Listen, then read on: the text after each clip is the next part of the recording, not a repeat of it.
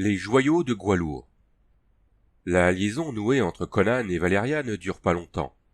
Peut-être est-ce dû au fait que chacun d'eux insiste pour être le patron. Quoi qu'il en soit, ils se séparent. Valeria s'en retourne vers la mer, et Conan part tenter sa chance dans les royaumes noirs.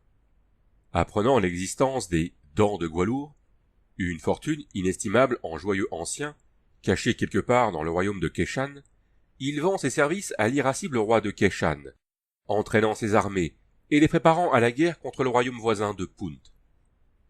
Partie 1. Les chemins de l'intrigue.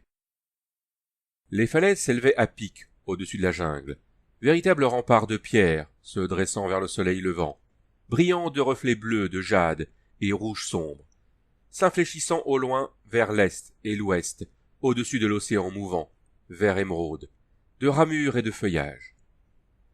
Elle semblait infranchissable, cette barrière gigantesque avec ses murailles escarpées de roches dures, dans lesquelles de petits morceaux de quartz scintillaient d'une manière éclatante dans la lumière du soleil. Mais l'homme qui tentait cette escalade dangereuse était déjà parvenu à mi-course du sommet. Il faisait partie d'une race d'hommes des collines, habitués à escalader les massifs, réputés imprenables, et c'était un homme d'une force et d'une agilité inhabituelles. Il portait, pour seul vêtement, des culottes de soie rouge, courtes, et ses sandales étaient suspendues dans son dos, pour ne pas le gêner, tout comme l'étaient son épée et son poignard.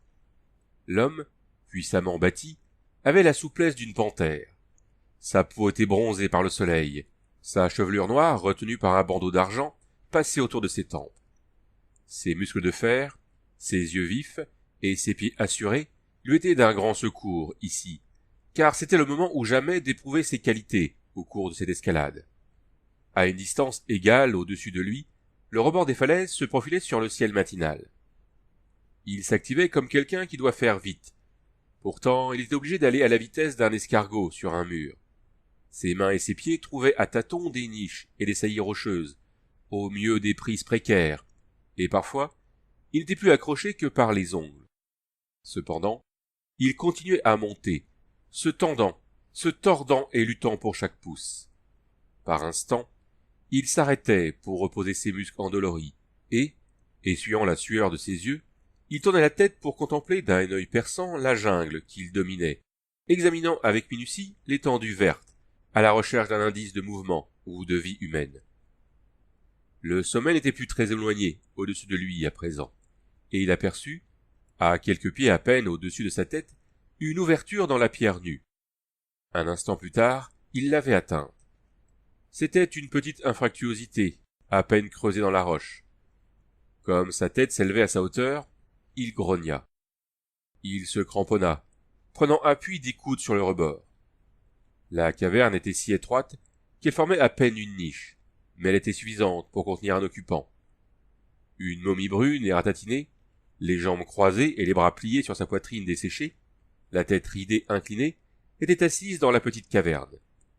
Les membres étaient maintenus en place par de grossières lanières, qui étaient devenues de simples filaments pourris. Si la momie avait jamais eu des vêtements, les ravages du temps les avaient réduits depuis longtemps à l'état de poussière.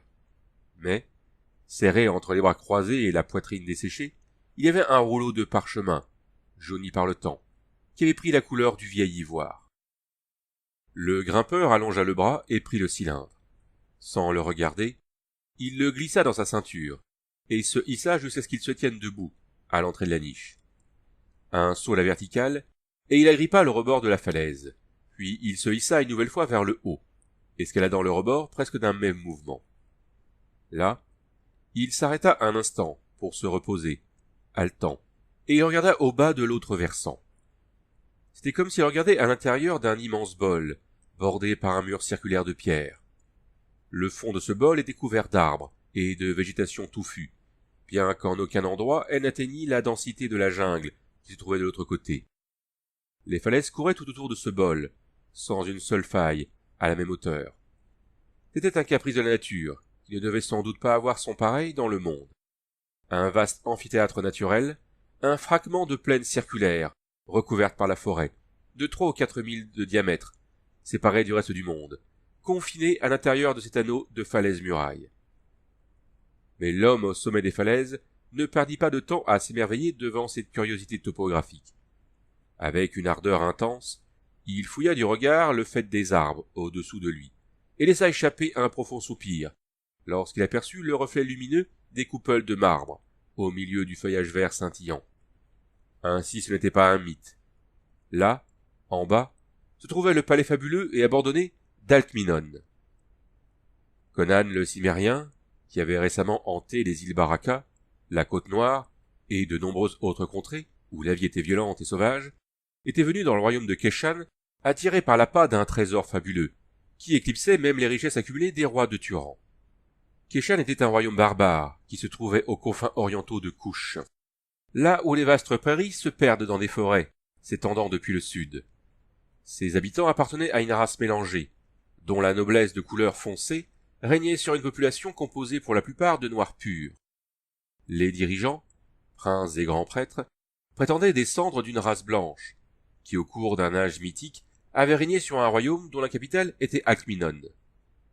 Des légendes, se contredisant entre elles, cherchaient à expliquer la disparition finale de cette race et l'abandon de la ville par les survivants. Tout aussi imprécis étaient les récits concernant les dents de Gwalour, le trésor d'Alcminon. Mais ces légendes brumeuses avaient suffi pour que Conan vienne à Keshan, parcourant des distances considérables de plaines, de jungles traversées de rivières et de montagnes. Il avait rallié Keshan, lui-même considéré comme un royaume mythique, par de nombreuses nations nordiques et occidentales, et en avait suffisamment appris pour que soient confirmées les rumeurs de ce fameux trésor, que l'on appelait les dents de Gwalour. Quant à leur cachette, il n'avait pu l'apprendre, et il avait dû faire face à la nécessité d'expliquer sa présence à Keshan. Les étrangers n'étaient pas très bien accueillis, ici. Mais il ne fut pas embarrassé pour si peu. Avec une froide assurance, il fit ses offres aux grands seigneurs, infatués d'eux-mêmes, couverts de plumes et méfiants à l'égard de cette cour à la magnificence barbare. Il était un mercenaire. Il était venu à Keshan à la recherche d'un emploi. Pour un salaire donné, il entraînerait les armées et les mènerait contre Punt, leur ennemi héréditaire, dont les récents succès sur les champs de bataille avaient provoqué la colère du roi de Keshan. Cette proposition n'était pas aussi audacieuse qu'elle pouvait paraître. La renommée de Conan l'avait précédé, parvenant même jusqu'à la lointaine Keshan. Ses exploits de capitaine des corsaires noirs, ses loups des côtes septentrionales, avaient fait connaître, admirer et redouter son nom d'un bout à l'autre des royaumes noirs. Il ne refusa pas de passer les épreuves imaginées par les seigneurs à la peau brune. Les escarmouches incessantes, le long de la frontière, fournirent aux Cimmériens de nombreuses occasions de prouver son habileté dans les corps à corps. Sa férocité téméraire fit impression sur les seigneurs de Keshan, déjà instruits de sa réputation de meneur d'hommes, et l'avenir s'annonçait favorablement. Tout ce que Conan désirait en secret, c'était de pouvoir demeurer à Keshan assez longtemps pour trouver l'endroit où étaient cachées les dents de Gwalour.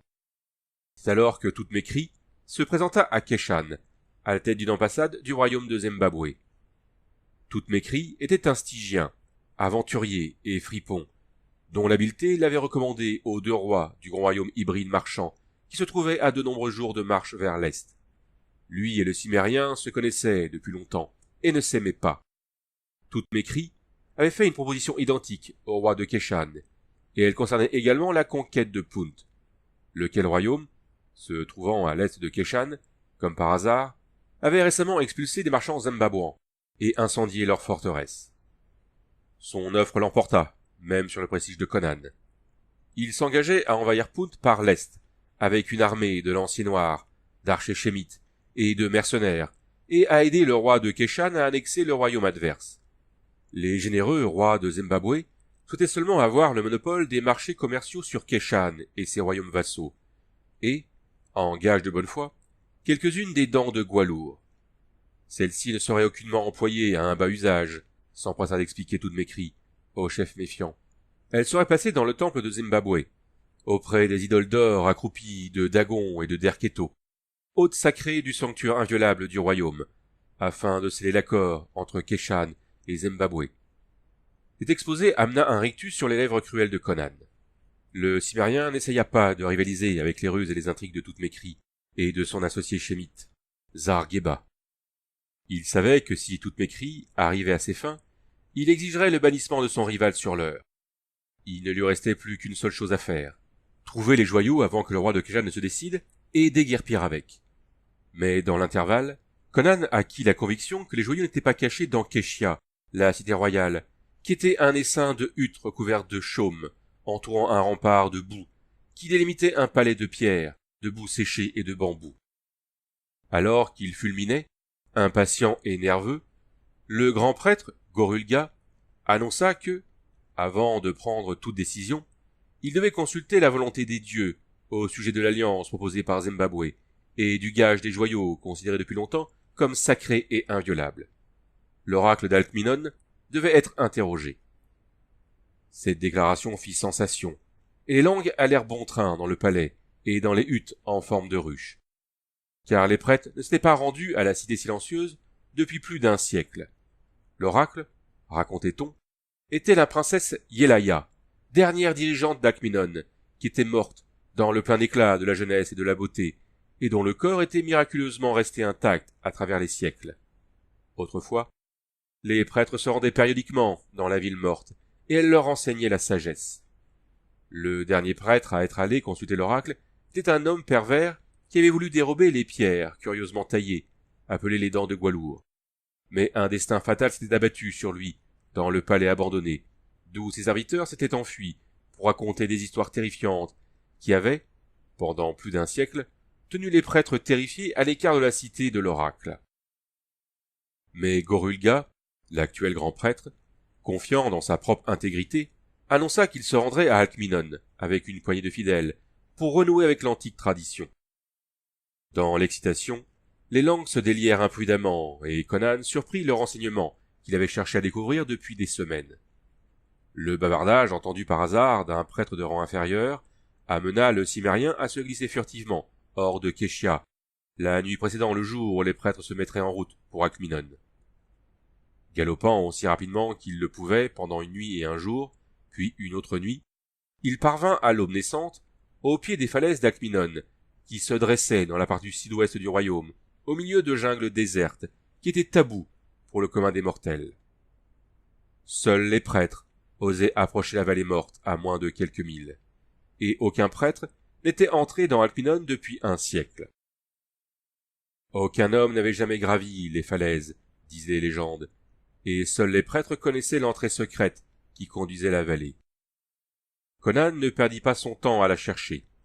Les pentes escarpées qui effrayaient tant les peuplades des contrées noires, cavaliers et habitants des plaines et des forêts plates, n'étaient pas inaccessibles pour un homme né dans les collines déchiquetées de Cimmérie. À présent, du haut des falaises, il regardait au fond de la vallée circulaire et se demandait quel fléau, guerre aux superstitions, avait poussé les membres de cette antique race blanche à déserter leur place forte pour se mêler aux tribus noires qui les environnaient et pour être absorbés par elles. Cette vallée avait été leur citadelle. Là-bas s'élevait le palais, dans lequel, seule, demeurait la famille royale et sa cour. La véritable cité se trouvait en dehors des falaises. Les masses mouvantes de la jungle verte en cachaient les ruines. Mais les coupoles qui brillaient au milieu des feuillages, au-dessous de lui, étaient les flèches intactes du palais royal d'Alcminon, qui avait défié les siècles corrodants.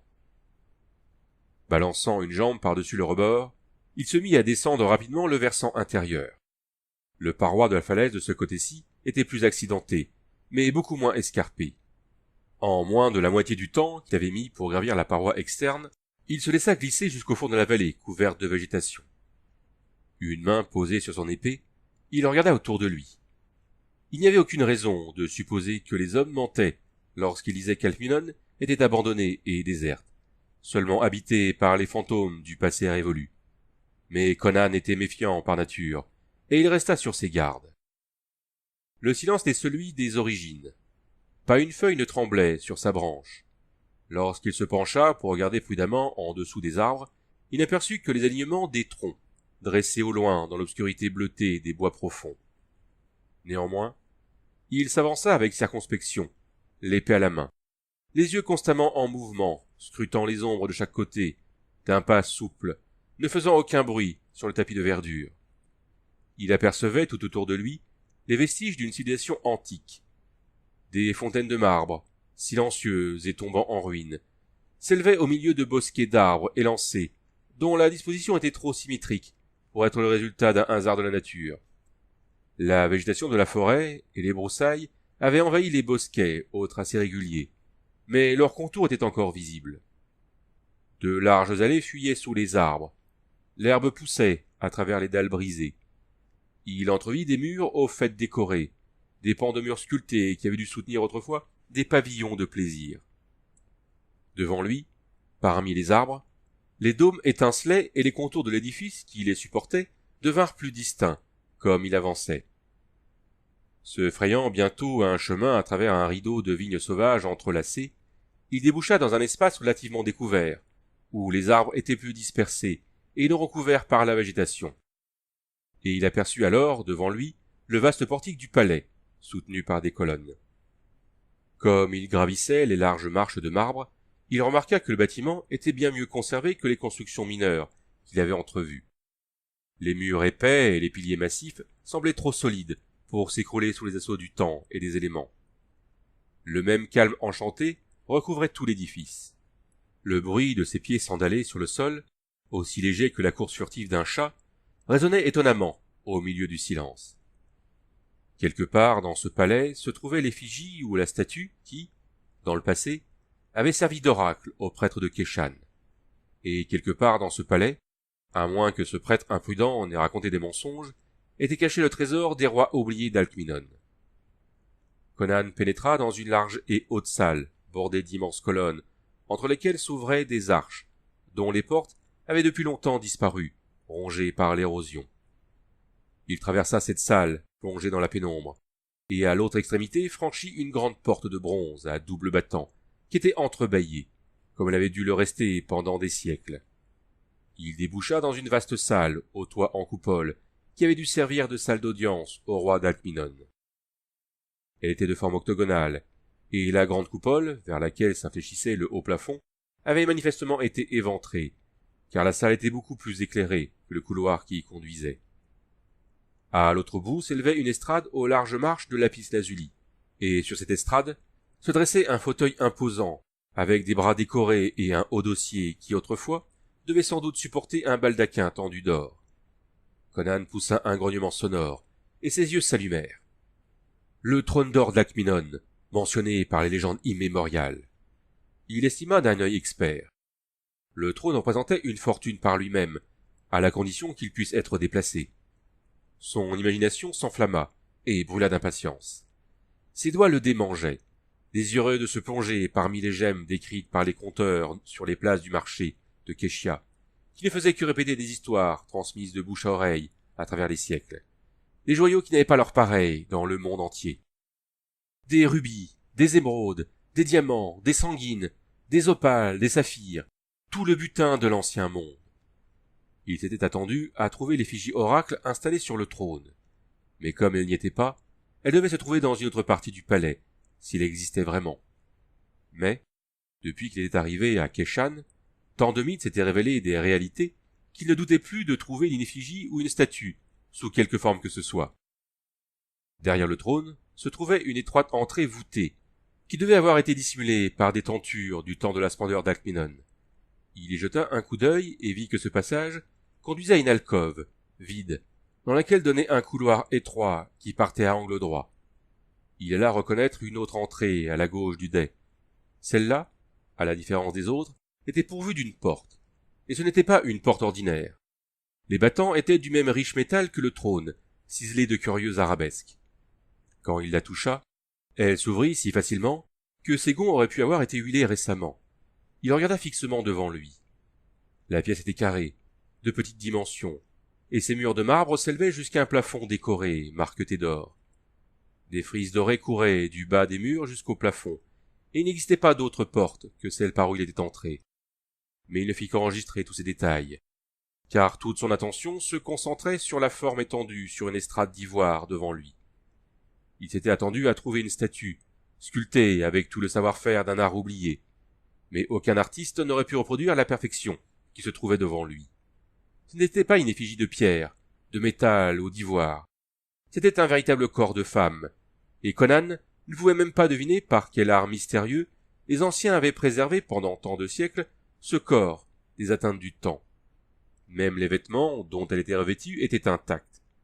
Et Conan se renfrogna en notant ce détail, vaguement mal à l'aise au fond de lui-même. Les artifices qui avaient conservé le corps n'auraient pas dû faire de même pour les vêtements. Pourtant, c'était bien le cas. Des plaques pectorales d'or incrustées de petites pierres précieuses en cercles concentriques, des sandales dorées et une courte tunique de soie retenue par une ceinture ornée de gemmes. Ni le vêtement, ni le métal précieux ne présentaient le moindre signe de décadence. Yelaya était d'une froide beauté, même dans la mort. Son corps ressemblait à de l'albâtre, mince et encore voluptueux. Une grosse gemme rouge étincelait au milieu du sombre flot de ses cheveux. Conan resta debout, les sourcils froncés à contempler le corps, puis il frappa l'estrade de son épée. L'éventualité d'une cachette contenant le trésor lui était venue à l'idée, mais il n'obtint qu'un son plein. Il se retourna et arpenta la pièce, indécis. Où devait-il chercher, en premier, avec le temps limité dont il disposait? Selon le prêtre dont il avait surpris le bavardage auprès d'un courtisan, le trésor était caché dans le palais, mais celui-ci était immense. Il se demanda s'il ne ferait pas mieux de se cacher jusqu'à ce que les prêtres soient venus, puis repartis, pour ensuite reprendre ses recherches. Mais il y avait de grandes chances pour qu'ils emmènent les joyaux avec eux lorsqu'ils s'en retourneraient à Keshia, car il était convaincu que Thutmekri avait corrompu Gorulga. Connaissant l'homme, Conan pouvait prévoir les plans de Thutmekri. Il savait parfaitement que c'était lui qui avait proposé la conquête de Punt au roi de Zimbabwe, mais aussi que cette conquête n'était qu'une première approche de leur véritable but, s'emparer des dents de Gwalour. Ces rois avisés voulaient avoir la preuve que le trésor existait vraiment avant de faire un seul mouvement. Les joyaux que Thutmekri demandait en gage l'apporteraient. Une fois en possession de cette preuve, les rois de Zimbabwe se manifesteraient.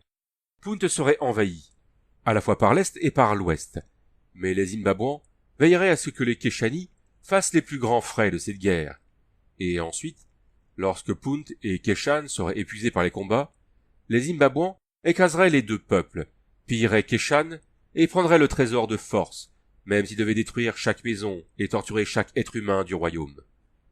Mais il y avait une autre possibilité.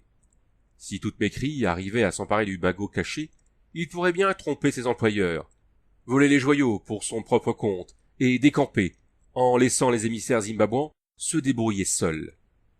Conan estimait que cette consultation de l'oracle n'était qu'une ruse afin d'amener le roi de Keshan à accepter la demande de Thutmekri. Car il n'avait jamais douté un seul instant que Gorulga était aussi perfide et retors que tous les autres filous mêlés à cette gigantesque escroquerie. Conan n'avait pas approché le grand prêtre lui-même, parce que, dans ce petit jeu de la corruption, il n'aurait eu aucune chance contre Thutmekri, et essayer de le corrompre aurait été faire directement le jeu du Stygien. Gorulga pouvait dénoncer le Cimmérien au peuple, se faire une réputation d'homme intègre, et du même coup débarrasser Thutmekri de son rival. Il se demanda par quel moyen Thutmekri avait soudoyé le grand prêtre, et, à vrai dire, quel pot de vin pouvait être offert à un homme qui avait à sa portée le plus grand trésor existant au monde. En tout cas, il était sûr que l'oracle dirait que, selon la volonté des dieux, Keshan devait accéder aux demandes de Thutmekri. Il était sûr, également, que l'oracle glisserait quelques remarques acérées sur son compte personnel. Après cela, Keshia deviendrait une ville trop brûlante pour le Cimmérien, et pour cette raison, Conan n'avait pas prévu de revenir lorsqu'il avait quitté la ville de nuit. La salle aux oracles ne renfermait aucun indice susceptible de le guider. Il revint vers la grande salle du trône, et toucha celui-ci de la main. Il était lourd, mais il parvint à le renverser. Le sol en dessous, une estrade de marbre, ne contenait aucune cache. À nouveau, il examina l'alcôve. Il s'en tenait à l'idée d'une crypte secrète, près de la chambre aux oracles. Il se mit à sonder méthodiquement les murs, et bientôt l'une des parois rendit un son creux à ses coups, face à l'ouverture de l'étroit couloir. Regardant attentivement, il s'aperçut que l'écart entre la plaque de marbre à cet endroit et la suivante était plus large que les autres. Il inséra la pointe de son poignard et força. Silencieusement, le panneau s'ouvrit, ne démasquant qu'une niche dans le mur. Il lança un juron de colère. La niche était vide, elle n'avait pas l'air d'avoir servi de crypte pour le trésor. Se penchant à l'intérieur, il aperçut un certain nombre de petits trous dans le mur, au niveau de la bouche d'un homme d'une taille normale. Il regarda à travers, et grogna en connaissance de cause. C'était le mur de cloison qui séparait l'alcôve de la salle aux oracles. Ces trous n'étaient pas visibles de la salle aux oracles. Conan ricana. Cela expliquait le mystère, mais c'était encore plus simple qu'il ne l'avait pensé. Grulga allait se dissimuler derrière cette niche, ou bien y poser un homme de confiance, puis parlerait à travers les trous. Et les prêtres crédules, tous des noirs, seraient persuadés que c'était la voix même de Yelaya. Se souvenant d'une chose, le Cimérien tira de sa ceinture le rouleau de parchemin qu'il avait pris à la momie, et il le déroula avec précaution, car il semblait sur le point de tomber en miettes avec le temps. Il se renfrogna en apercevant les caractères mystérieux dont il est découvert. Au cours de ses errances à travers le monde, l'aventurier gigantesque avait amassé une énorme quantité de connaissances, en particulier en ce qui concernait le parler et la lecture de nombreuses langues étrangères. Plus d'un érudit retiré dans son ermitage aurait été stupéfait par les connaissances linguistiques du Cimérien, car il avait été entraîné dans de nombreuses aventures où la connaissance d'un idiome étranger était une question de vie ou de mort. Ses caractères étaient intrigants, à la fois familiers et inintelligibles. Il en découvrit bientôt la raison. Il s'agissait de pélishtiques archaïques, qui présentaient de nombreuses différences avec le pélishtique moderne, qui lui était familier. 3 siècles auparavant, cette langue avait été modifiée, à la suite de la conquête du pays par une tribu nomade. Cette écriture, plus ancienne et plus pure, le déconcerta.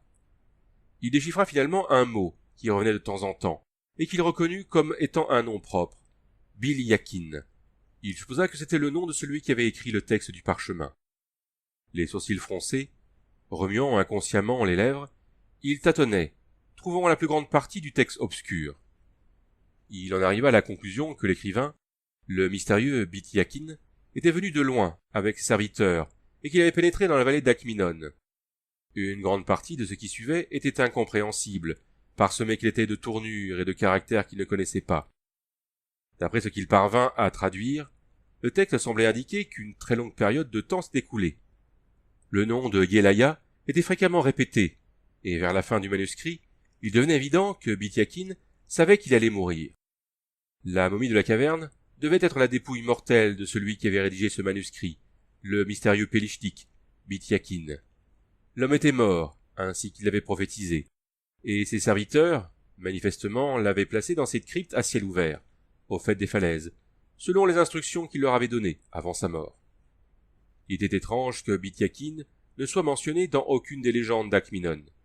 Manifestement, il était venu dans la vallée après que celle-ci fut désertée par ses premiers habitants. Le manuscrit l'indiquait clairement. Mais il semblait étrange que les prêtres, qui étaient venus consulter l'oracle dans les premiers temps, n'aient pas vu l'homme, ni ses serviteurs. Conan était sûr que la momie et ce parchemin dataient de plus d'un siècle. Bit-Yakin vivait dans la vallée, lorsque les prêtres étaient venus saluer la dépouille de Yelaya. Pourtant, les légendes étaient muettes à son sujet, et ne parlaient que d'une cité abandonnée, habitée par les seuls morts. Pourquoi l'homme avait-il vécu en ce lieu désolé, et vers quelle destination inconnue ses serviteurs étaient-ils partis, après avoir disposé le corps de leur maître défunt, selon ses désirs? Conan haussa les épaules, et remit le parchemin dans sa ceinture. Alors il sursauta, et ses poils se hérissèrent. Saisissant, horrible dans ce calme lénifiant, venait de retentir le son profond d'un gong. Se ramassant sur lui-même comme un grand chat, l'épée à la main, il dirigea son regard vers le fond de l'étroit couloir, d'où le son avait paru venir. Les prêtres de Kesha étaient-ils arrivés? C'était improbable. Ils n'avaient pas eu le temps d'arriver à la vallée. Mais ce gong était la preuve indiscutable d'une présence humaine. Fondamentalement, Conan était un partisan de l'action directe. Sa finesse, il l'avait acquise au contact de races plus perverses. S'il était pris de court par un événement inattendu, il revenait instinctivement à son caractère fondamental. Ainsi, maintenant, au lieu de se cacher ou de se glisser furtivement dans la direction opposée, comme un homme ordinaire l'aurait fait, il s'élança dans le couloir, vers l'origine de bruit. Ses sandales ne faisaient pas plus de bruit que n'en aurait fait une panthère. Ses yeux étaient réduits à des fentes, ses lèvres entr'ouvertes inconsciemment. Cette vibration inattendue l'avait momentanément surpris, et la colère noire du primitif, excitée par la menace du péril, était toujours sous-jacente chez le Cimérien. Le couloir sinueux déboucha dans une petite cour à ciel ouvert. Un objet brillant au soleil accrocha son regard. C'était le gong, un grand disque doré, pendu à un bras d'or, qui saillait du mur en ruine. Un maillet de cuivre jaune était posé à côté, mais il n'y avait aucun signe, aucun bruit de vie humaine. Les arches avoisinantes béaient, vides. Conan resta ramassé sur lui-même, sur le seuil du couloir, pendant ce qui lui parut être un long moment. Aucun bruit, aucun mouvement ne s'éleva dans l'immense palais. Il finit par perdre patience, et, se glissant dans la cour, en fit le tour, regardant par les arches, prêt à bondir à la vitesse de l'éclair, ou à frapper à gauche ou à droite, tel un cobra. Parvenu devant le gong, il regarda sous l'arche, le plus proche. Il ne vit qu'une chambre faiblement éclairée, jonchée de débris de maçonnerie. Sous le gong, les dalles de marbre lisses ne montraient aucune empreinte de pas, mais il y avait une odeur dans l'air, une odeur légèrement fétide, et qu'il ne put reconnaître, et ses narines se dilatèrent, comme celles d'une bête sauvage, alors qu'il cherchait en vain à l'identifier. Il se dirigea vers l'arche. Avec une soudaineté terrifiante, les dalles, apparemment solides, s'ouvrirent et cédèrent sous ses pieds. Alors même qu'il tombait, il écarta largement les bras et se rattrapa aux arêtes de la fosse qui s'ouvrait sous lui. Les rebords s'effritèrent sous ses doigts qui s'agrippaient, et il tomba dans une obscurité complète, plongé dans une eau sombre et glacée, qui le saisit et l'emporta en tourbillonnant à une vitesse stupéfiante. Partie 2. Le réveil de la déesse. Le Cimmérien ne fit d'abord aucun effort pour lutter contre le courant qui l'entraînait dans la nuit sombre. Il se maintenait hors de l'eau, serrant son épée, qu'il n'avait pas lâchée, entre ses dents, même au cours de sa chute, et ne chercha même pas à deviner quelle destinée l'attendait. Mais brusquement, un rayon de lumière traversa les ténèbres devant lui. Il aperçut le flot qui faisait écumer la surface noire des eaux, comme s'il était dérangé par quelque monstre des profondeurs, et il vit les murs droits du chenal de pierre qui s'infléchissait vers le haut pour former une voûte au-dessus de sa tête. De chaque côté courait une étroite corniche, juste au-dessous de la toiture voûtée, mais elle se trouvait hors d'atteinte. À un endroit, la voûte était crevée, probablement à demi éboulée, et la lumière du jour s'écoulait par l'ouverture. Au-delà de ces traits lumineux, c'était l'obscurité la plus noire, et la panique s'empara du Cimmérien, lorsqu'il vit qu'il allait être emporté loin de ces taches de lumière, au sein de ténèbres inconnues. Soudain, il aperçut des échelles de bronze descendant des parois du chenal vers la surface de l'eau, à intervalles réguliers. Il y en avait justement une qui apparaissait devant lui. Aussitôt il se débattit pour la saisir, luttant contre le courant qui le maintenait au milieu. Le flot le retenait comme des mains tangibles, animées, visqueuses, mais il lutta avec l'énergie du désespoir et se reprocha peu à peu de la terre ferme, luttant furieusement, pouce après pouce. Il arriva bientôt à la hauteur de l'échelle, et d'un élan farouche, il agrippa l'échelon du bas et s'y pendit, à bout de souffle. Quelques secondes plus tard, il sortait à grand-peine de l'eau bouillonnante, posant le pied avec précaution sur les échelons corrodés. Ils fléchirent et se plièrent, mais résistèrent, et il grimpa jusqu'au bord étroit qui courait le long du mur, à peine à hauteur d'homme du toit incurvé. L'immense Cimmérien fut forcé de baisser la tête, comme il se redressait. Une puissante porte de bronze se découpait dans la pierre à la hauteur de l'échelle, mais elle ne céda pas sous les assauts du Conan. Il retira son épée de ses dents et la remit dans son fourreau, crachant du sang, car la lame avait entaillé ses lèvres au cours de sa lutte féroce avec la rivière, et il porta son attention vers la toiture affaissée. Il pouvait passer ses bras à travers la crevasse et saisir le rebord, et une prudente tentative lui apprit qu'il supporterait son poids. Un instant plus tard, il s'était hissé à travers le trou et se retrouvait dans une vaste chambre au délabrement extrême. La plus grande partie de la toiture s'était effondrée, de même qu'une grande section du sol qui formait la voûte de la rivière souterraine. Des arches brisées s'ouvraient sur d'autres salles et couloirs, et Conan en conclut qu'il se trouvait toujours dans le gigantesque palais. Il se demanda avec inquiétude combien de pièces du palais étaient bâties sur la rivière souterraine, et si les antiques dalles ou carreaux allaient céder à nouveau sous ses pas et le précipiter dans le courant d'où il venait de sortir si péniblement. Dans quelle mesure d'ailleurs sa chute avait-elle bien été un accident? Ces dalles cordées avaient-elles simplement cédé fortuitement sous son poids, ou bien y avait-il une explication plus sinistre? Une chose au moins était évidente, il n'était pas le seul être vivant dans le palais. Ce gong n'avait pas retenti tout seul, que ce bruit ait eu ou non pour but de l'attirer vers sa mort. Le silence du palais devint brusquement lugubre, chargé d'une sourde menace. Se pouvait-il qu'il s'agisse de quelqu'un venu dans le palais dans le même dessein que lui? Une idée lui vint, comme il se souvenait du mystérieux Bitiakin. N'était-il pas possible que cet homme ait trouvé les dents de Gwaluur au cours de son séjour prolongé à Alcminon, et que ses serviteurs les aient emportés avec eux en partant? La possibilité qu'il soit en train de chasser une ombre rendit furieux le cimérien. Choisissant un couloir qu'il estima conduire vers la partie du palais qu'il avait déjà visitée la première fois, il s'y engagea avec précaution, en pensant à la sombre rivière qui bouillonnait et écumait quelque part sous ses pieds. Sa pensée revenait périodiquement sur la salle aux oracles et sa mystérieuse occupante. Quelque part, non loin de cet endroit, se trouvait certainement un indice qui devait éclairer le mystère du trésor. Si, il est vrai, celui-ci se trouvait toujours dans sa cachette depuis des temps immémoriaux. Le silence régnait sur le grand palais, comme toujours, seulement troublé par le léger frottement de ses pieds sandalés. Les salles et les couloirs qu'il traversa tombaient en ruine, mais comme il avançait, les ravages du temps devinrent moins apparents. Il se demanda un instant dans quel but les échelles avaient été fixées le long du chenal de la rivière souterraine, puis il chassa cette question avec un haussement d'épaules. Il était peu intéressé par des problèmes qui ne pouvaient rien lui apporter et qui dataient de l'Antiquité. Il n'était pas sûr de l'emplacement de la salle aux oracles par rapport à l'endroit où il se tenait actuellement, mais il trouva bientôt un couloir qui le ramena vers la grande salle du trône, par l'une des arches. Il avait pris une décision. Il était inutile d'errer dans tout le palais à la recherche du trésor caché, sans avoir de piste. Il allait se cacher par ici, attendre l'arrivée des prêtres de Keshan, et ensuite, une fois terminée leur farce de la consultation de l'oracle, il les suivrait jusqu'à la cachette des joyaux, où il se rendrait certainement. Il se contenterait de ceux qu'il laisserait.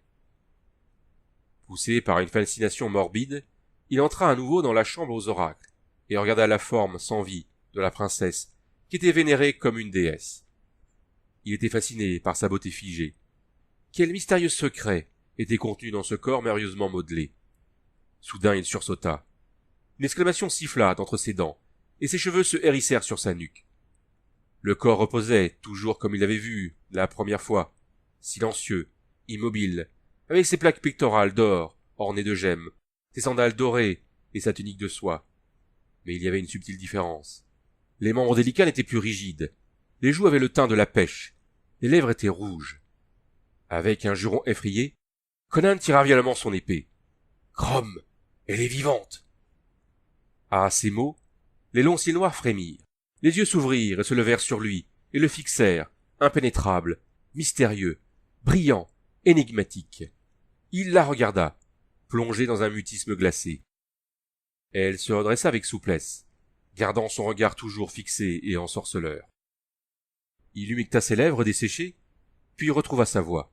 « Vous êtes-vous Yelaya ?» balbutia-t-il.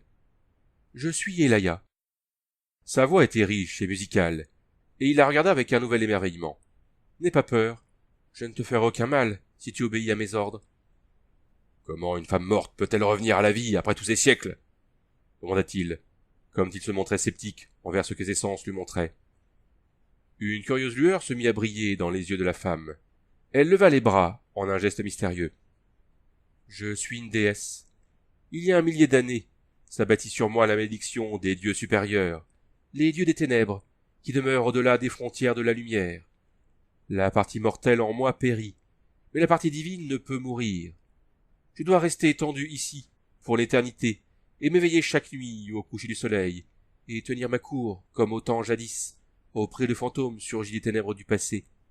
Mortel, si tu ne veux pas contempler ce qui damnera ton âme pour l'éternité, va-t'en loin d'ici, vite, je te l'ordonne, va-t'en. La voix se fit impérieuse, et un bras délicat se leva, et se tendit. Conan, ses yeux devenus des fentes, remit lentement son épée dans son fourreau, mais il n'obéit nullement à cet ordre. Il fit un pas en avant, comme mu par une puissante fascination, et sans le moindre avertissement, il la redressa, la prenant en une étreinte semblable à celle d'un ours. Elle poussa un cri, qui ne ressemblait en rien au cri qu'aurait dû pousser une déesse, et il y eut un bruit de soie déchirée, comme d'un geste violent, il arrachait sa tunique sur le côté. Une déesse! Ha! Son aboiement contenait un mépris furieux. Il ignora les ruades éperdues de sa captive. J'avais trouvé étrange qu'une princesse d'Alcménon s'exprime avec un accent corinthien. Aussitôt que j'ai trouvé mes esprits, j'ai compris que je t'avais déjà vu quelque part. Tu es Muriela, la danseuse corinthienne de Zargheba. Cette tache de naissance en forme de croissant sur ta hanche le prouve. Je l'ai vue autrefois, alors que Zargheba était en train de te donner le fouet. Une déesse. Bah. Il asséna, de sa paume ouverte, avec mépris, une claque retentissante sur la hanche révélatrice, et la fille poussa un glapissement pitoyable. Toute son arrogance l'avait abandonnée. Elle n'était plus une silhouette mystérieuse surgie des temps anciens, mais une danseuse terrifiée et humiliée, comme on pouvait en acheter sur n'importe quel marché d'esclaves de Shem. Elle éleva la voix et se mit à pleurer sans vergogne. Son ravisseur abaissa son regard vers elle, avec une lueur de triomphe courroucée. Une déesse. Ah! Ainsi tu étais l'une des femmes voilées que Zargheba avait amenées avec lui, à Keshia. Tu pensais vraiment pouvoir m'abuser, petite idiote? Il y a 1 an que je t'ai vu, à Abiktana, avec ce porc de Zargheba, et je n'oublie jamais un visage. Il y a un corps de femme. Je crois que je vais... Se dégageant de son étreinte, elle lança ses bras graciles autour de son cou puissant, s'abandonnant à la terreur. Des larmes coulaient le long de ses joues, et elle était agitée par des sanglots, qui contenaient une note d'hystérie. « Oh, je t'en prie, ne me fais pas de mal, je t'en supplie. J'étais forcé de faire cela. Zargheba m'a amené ici pour tenir rôle de l'oracle. »« Comment ? Espèce de petite friponne sacrilège !» gronda Conan. « Ne crains-tu pas les dieux ? Crom ! L'honnêteté n'existe donc nulle part ?»« Oh, je t'en prie !» implora-t-elle, frissonnant d'une terreur abjecte. « Je ne pouvais désobéir à Zargheba. Oh, que vais-je devenir ? Je vais être maudite par tous ces dieux barbares. »« Que crois-tu donc que les prêtres te feront, s'ils découvrent ton imposture ?» demanda-t-il. À cette pensée, ses jambes refusèrent de la supporter plus longtemps, et elle s'effondra, en un tas frémissant, étreignant les joues de Conan, et se confondant en justifications incohérentes, implorant pardon et protection, avec de pitoyables protestations de son innocence et de son intention de ne faire aucun mal. Son attitude était loin de celle de la princesse antique qu'elle avait affichée tout à l'heure, mais cela n'avait rien de surprenant. La peur qui lui avait donné des forces précédemment la perdait à présent. « Où est Zargheba ?» demanda-t-il. « Arrête de pleurnicher par l'enfer, et réponds-moi. »« À l'extérieur du palais, » répondit-elle en sanglotant. « Il attend les prêtres. »« Combien d'hommes a-t-il avec lui ?»« Aucun. Nous sommes venus seuls. »« Ah !» Cela ressembla fort au grognement satisfait d'un lion en train de chasser. « Vous avez dû quitter Kesha quelques heures avant moi. Avez-vous escaladé les falaises ?» Elle secoua la tête, trop étouffée par ses larmes pour pouvoir parler d'une manière cohérente. Avec un juron impatient, il l'attrapa par les délicates épaules et la secoua jusqu'à ce qu'elle perde le souffle. « Vas-tu cesser de pleurer comme un veau et me répondre ? Comment êtes-vous entré dans la vallée ?»« Zargheba connaissait l'entrée secrète, » dit-elle en un souffle. « Le prêtre, Gwarunga, la lui a révélée, ainsi qu'à toutes mes cris. Du côté sud de la vallée, il y a un grand étang au pied des falaises. Sous la surface de l'eau se trouve l'entrée d'une grotte qui n'est pas visible si l'on ne regarde pas attentivement. Nous avons plongé sous l'eau et sommes entrés dans la grotte. Celle-ci remonte très rapidement, hors de l'eau, et se prolonge à travers les falaises. L'ouverture du côté de la vallée est dissimulée par d'épais fourrés. « J'ai gravi les falaises du côté est, » murmura-t-il. « Bon, et ensuite ?»« Nous sommes allés vers le palais, et Zargheba m'a caché parmi les arbres pendant qu'il partait à la recherche de la salle aux oracles. Je ne pense pas qu'il fasse entièrement confiance à Gwarunga. En son absence, j'ai cru entendre le bruit d'un gong, mais je n'en suis pas certaine. Puis Zargheba est revenu, et il m'a conduit jusqu'à cette salle, où la déesse Yelaya était étendue sur cette estrade. Il l'a déshabillée, et m'a fait revêtir ses habits et ses parures. Ensuite, il est parti dissimuler le corps, et attendre l'arrivée des prêtres. J'avais très peur. Lorsque tu es entré, j'ai voulu me relever et te supplier de m'emmener loin de cet endroit, mais j'avais peur de Zargheba. Lorsque tu as découvert que j'étais vivante, j'ai pensé pouvoir t'effrayer et te faire partir. »« Quel oracle devais-tu prononcer ?» demanda-t-il. « Je devais ordonner aux prêtres de prendre les dents de Gwalour et d'en donner une partie à toutes mes cris, en gage, comme ils le désiraient, et de porter ensuite les autres jusqu'au palais de Keshia. Je devais leur dire qu'un sort terrible menaçait Keshan s'ils n'acceptaient pas les propositions de toutes mes cris. Et oh oui, je devais leur dire que tu devais être écorché vif sur le champ. » Toutes mes cris souhaitaient que le trésor soit placé dans un endroit où il, lui ou les Zimbabwans, pourraient facilement mettre la main dessus, murmura Conan, négligeant la remarque qui le concernait. « Je vais lui arracher le foie. Gwarunga est au courant de toute cette farce, bien sûr. »« Non, il croit en ses dieux et il est incorruptible. Il ne sait rien de tout ceci. Il obéira à l'oracle. C'était là tout le plan de toutes mes cris. Sachant que les Keshani iraient consulter l'oracle, il a dit à Zargheba de m'amener avec l'ambassade, venue de Zimbabwe, en me tenant à l'écart, étroitement voilé. Et bien que je ne sois damné, grogna Conan, un prêtre qui croit en toute honnêteté à son oracle, et que l'on ne peut pas corrompre? Crom! Je me demande si c'est bien Zargheba qui a frappé sur ce gong. Savait-il que j'étais ici? Pouvait-il être au courant de ces dalles disloquées? Où se trouve-t-il à présent, ma fille? Il est caché dans un bosquet d'arbres lotus, près de l'ancienne avenue, qui est de la paroisse sud des falaises jusqu'au palais, répondit-elle. Puis elle renouvela ses prières. Oh, Conan, aie pitié de moi. J'ai si peur dans ce palais antique et maudit. Je suis sûr d'avoir entendu des pas furtifs autour de moi. Oh, Conan, emmène-moi avec toi. Zargheba me tuera lorsque j'aurai servi ses desseins ici. Je le sais. Les prêtres, eux aussi, me tueront s'ils découvrent ma supercherie. C'est un démon. Il m'acheta un marchand d'esclaves qui m'avait enlevé, alors que je me trouvais dans une caravane, voyageant à travers les régions septentrionales de Couche. Il a fait de moi l'instrument de ses intrigues depuis lors. Emmène-moi loin de lui. Tu ne peux pas être aussi cruel que lui. Ne m'abandonne pas ici alors que je vais être égorgé. Je t'en prie, je t'en prie. Elle était à genoux, et s'accrochait à Conan, hystérique, son beau visage mouillé de larmes tourné vers lui, ses noirs cheveux soyeux répandus en désordre sur ses blanches épaules.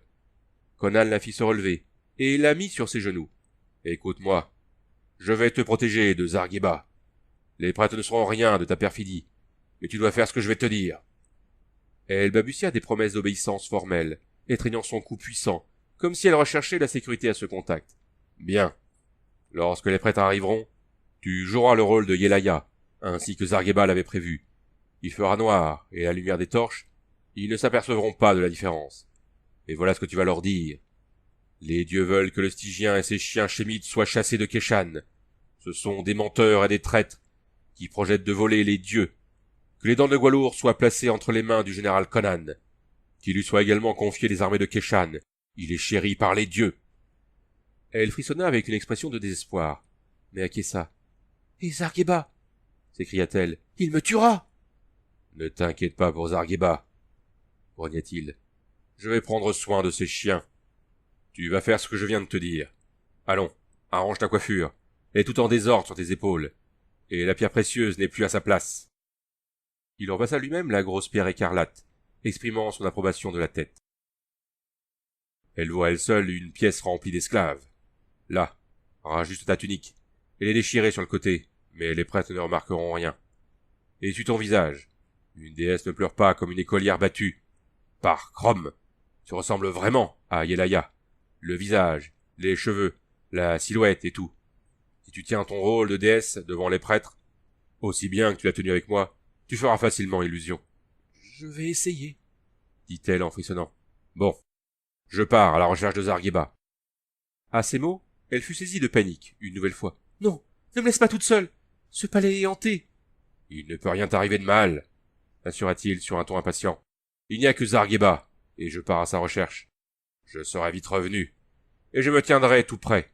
Je te surveillerai, au cas où quelque chose se déroulerait de travers durant la cérémonie. Mais si tu joues ton rôle convenablement, tout se passera bien. » Et se détournant, il sortit rapidement de la salle aux oracles. Derrière lui, Muriela poussa un petit cri pitoyable, en le voyant s'en aller. Le crépuscule était tombé.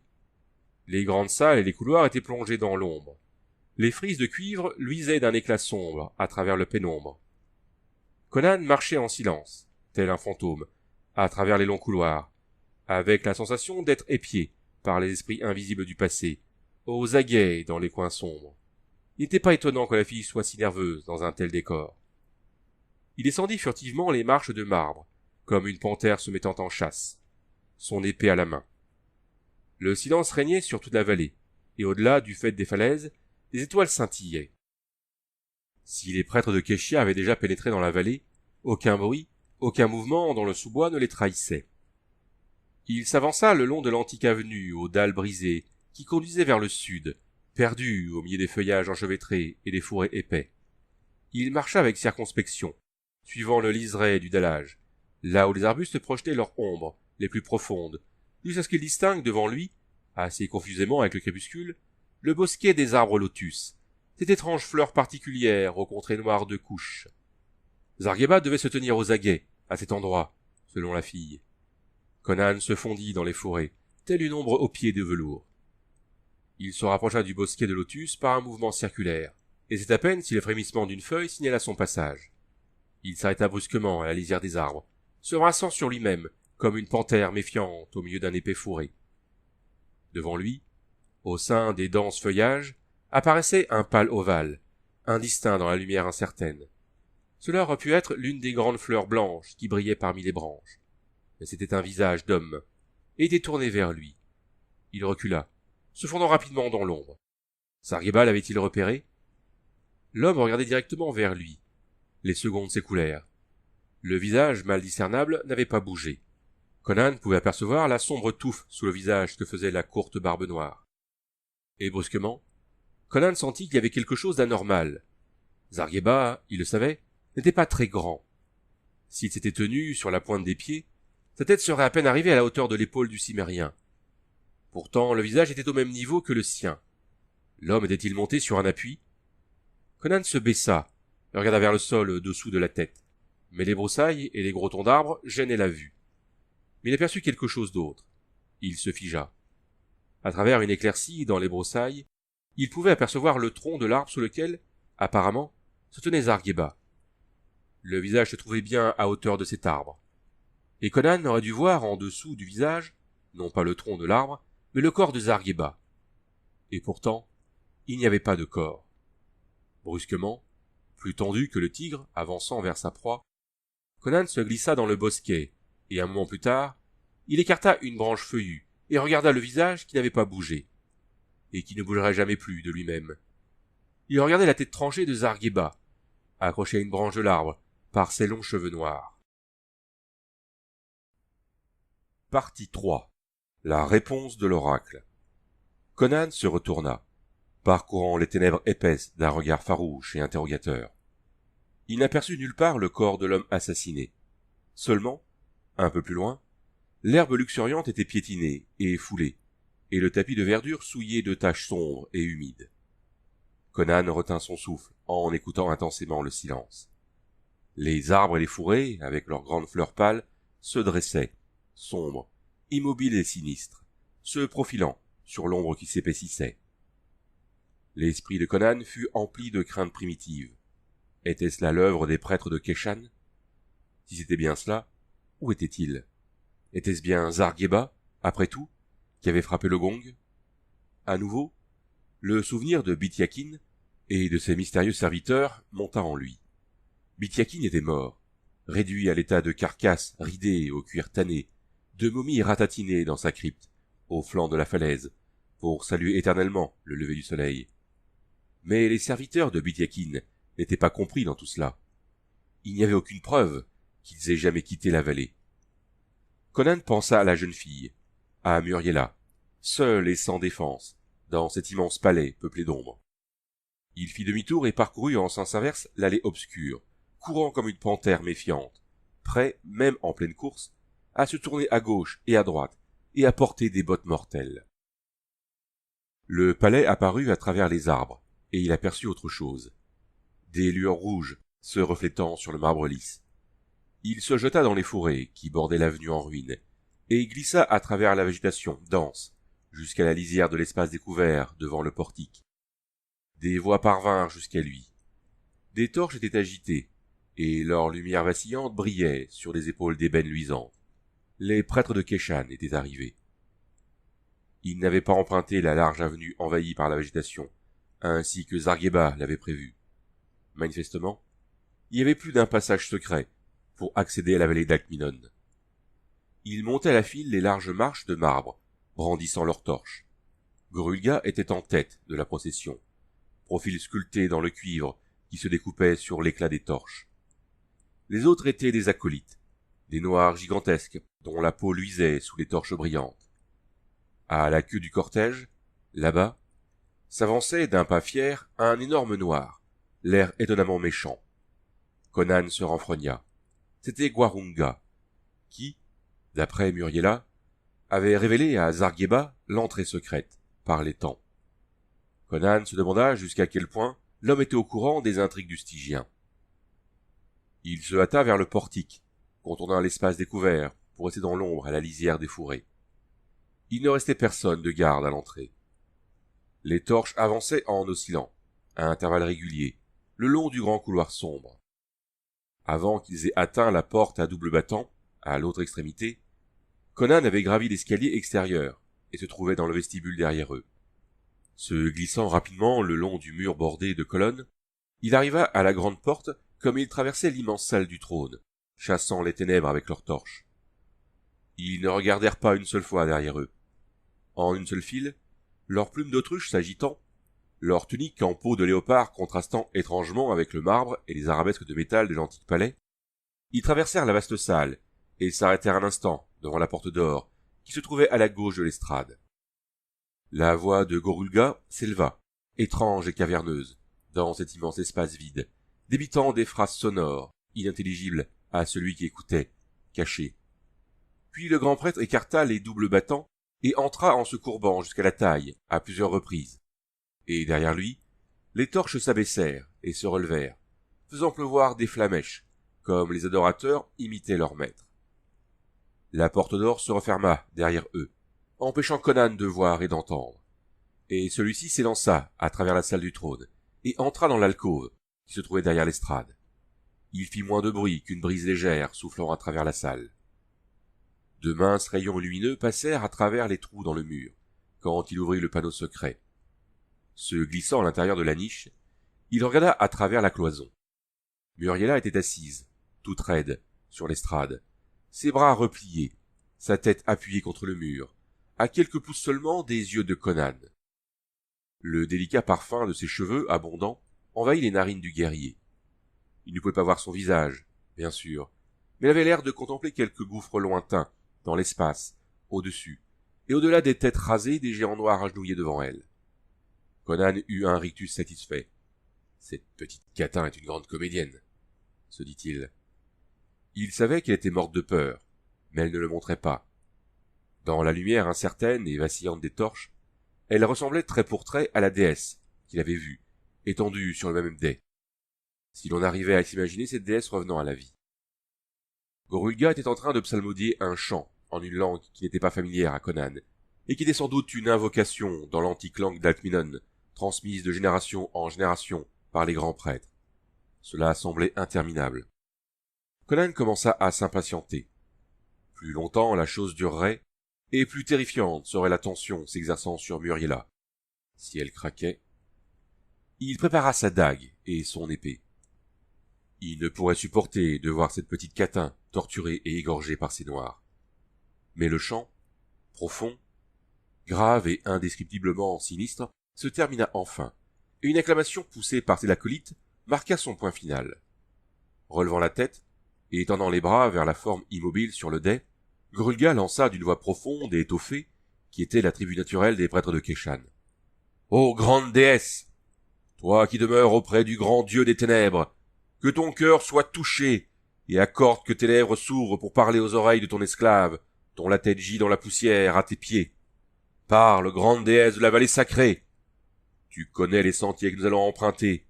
Les ténèbres qui nous affligent sont comme la lumière du soleil au milieu de sa course pour toi. Répands la splendeur de ta sagesse sur le sentier suivi par tes serviteurs. Dis-nous, ô toi qui portes la parole des dieux, quelle est leur volonté concernant toutes mes cris le stygien? La masse brune et abondante des cheveux tombant en flots, qui accrochaient la lumière des torches en des rayons de bronze sombre, frissonna légèrement. Une exclamation bruyante s'éleva des noirs, moitié respect, moitié terreur. La voix de Muriela parvint clairement aux oreilles de Conan, dans le silence de mort, et elle parut froide, détachée et impersonnelle, bien qu'il sourcillât devant l'accent corinthien. « Il est de la volonté des dieux que le Stygien et ses chiens chémites soient chassés de Keshan. » Elle répétait ces paroles mêmes. « Ce sont des voleurs et des traîtres qui projettent de voler les dieux. Que les dents de Gwalour soient remis entre les mains du général Conan. Qu'il soit placé à la tête des armées de Keshan. Il est chéri par les dieux. » Sa voix trembla comme elle terminait, et Conan se mit à transpirer, croyant qu'elle était sur le point de s'effondrer, prise d'hystérie. Mais les Noirs ne remarquèrent rien, pas plus qu'ils ne notèrent l'accent corinthien, qu'ils ne connaissaient d'ailleurs pas. Ils frappèrent doucement leurs paumes, l'une contre l'autre, et un murmure d'émerveillement et de crainte respectueuse s'éleva de leur bouche. Les yeux de Gorulga brillèrent d'un éclat fanatique à la lueur des torches. « Yelaya a parlé !» s'écria-t-il d'une voix exaltée. « Telle est la volonté des dieux ! Il y a longtemps de cela, durant les temps où vécurent nos ancêtres, elles ont été faites tabous et cachées sur ordre des dieux, qu'ils avaient arraché des redoutables mâchoires de Gwalour, le roi des ténèbres, à la naissance du monde. Sur l'ordre des dieux, les dents de Gwalour avaient été cachées. Sur leur ordre, elles vont être à nouveau exposées à la lumière du jour. Ô déesse, toi qui naquis des étoiles, donne-nous la permission de nous rendre à la cachette secrète des dents, pour les mettre en sûreté entre les mains de celui qui est aimé par les dieux. Vous avez ma permission pour vous retirer, répondit la fausse déesse d'un geste impérieux, qui fit à nouveau ricaner Conan. Et les prêtres sortirent à reculons, les plumes d'autruche et les torches se levant et s'abaissant au rythme de leur génuflexion. La porte d'or se referma, et avec un gémissement, la déesse retomba en arrière, mollement, sur le dais. « Conan !» pleurnicha-t-elle faiblement. « Conan !»« Chut !» siffla-t-il à travers les trous de la cloison, et se retournant, il se glissa hors de la niche et referma le panneau. Un coup d'œil jeté depuis le seuil de la porte sculptée lui montra les torches retraversant la grande salle du trône. Mais il fut en même temps conscient d'un éclat qui ne provenait pas des torches. Il fut surpris. Mais la solution se présenta d'elle-même aussitôt. Une lune précoce était levée, et sa lumière tombait en oblique à travers la coupole fissurée, ce qui, par quelque artifice étrange, augmentait la lumière. Le dôme brillant d'Akminon n'était donc pas une fable. Sa voûte intérieure était sans doute constituée de ce curieux cristal au pâle éclat que l'on ne rencontrait que dans les collines des contrées noires. La lumière inondait la salle du trône et se répandait dans les salles immédiatement adjacentes. Mais alors que Conan se dirigeait vers la porte qui conduisait à la salle du trône, il fut amené à se retourner brusquement, en entendant un bruit qui semblait provenir du passage qui partait de l'alcôve. Il se tapit sur le seuil et regarda à l'intérieur, se souvenant du coup de gong qui avait retenti de cet endroit et l'avait attiré dans un piège. La lumière tombant du dôme ne filtrait que très légèrement dans cet étroit couloir, révélant une perspective vide. Cependant, il aurait juré avoir entendu un bruit de pas furtifs. Alors qu'il hésitait, il fut électrisé par un cri étranglé de femme derrière lui. Franchissant d'un bond la porte qui se trouvait derrière le trône, il vit un spectacle inattendu à la lumière du cristal. Les torches des prêtres avaient disparu à l'extérieur de la grande salle. Mais un prêtre se trouvait encore dans le palais, Warunga. Ses traits pervers étaient déformés par la fureur. Il avait attrapé par la gorge la pauvre Muriela, terrifiée. Il l'empêchait de crier et d'implorer en la secouant brutalement. « Traîtresse !» Entre ses épaisses lèvres rouges, sa voix sifflait comme celle d'un cobra. « À quel jeu joues-tu ? Zargheba ne t'avait-il pas appris l'oracle que tu devais prononcer ? Si, je le sais par toutes mes cris. Et tu es en train de trahir ton maître. Ou bien trahit-il ses amis par ton intermédiaire ? Chienne, je vais tordre ta tête hypocrite. Mais d'abord, je vais te... » L'écarquillement des yeux adorables de la captive, comme elle regardait par-dessus son épaule, avertit l'énorme noir. Il la lâcha et se retourna, juste comme l'épée de Conan s'abattait sur lui. Le choc l'assomma et il s'écroula sur le sol de marbre, où il resta étendu, en se tordant, son sang ruisselant d'une blessure au cuir chevelu. Conan avança vers lui pour terminer le travail, car il savait que le mouvement brusque du noir avait dévié son coup, et qu'il avait frappé seulement du plat de sa lame. Mais Muriela l'enlaça éperdument. « Je fais comme tu m'avais ordonné !» s'exclama-t-elle hystérique. « Emmène-moi! Oh, je t'en prie! Emmène-moi loin d'ici !»« Nous ne pouvons pas encore partir, » grogna-t-il. « Je dois suivre les prêtres et voir où ils vont chercher les joyaux. Il peut y avoir un autre butin intéressant, dissimulé là-bas. Mais tu peux venir avec moi. Où est cette gemme que tu portais dans tes cheveux ?»« Elle a dû rouler sur l'estrade, » balbutia-t-elle, en portant la main à ses cheveux. « J'étais tellement effrayé. Lorsque les prêtres sont partis, je me suis précipité dehors pour te retrouver. Cette grande brute était restée en arrière, alors il m'a attrapé et... »« Bon, va la chercher pendant que je m'occupe de sa carcasse, » ordonna-t-il.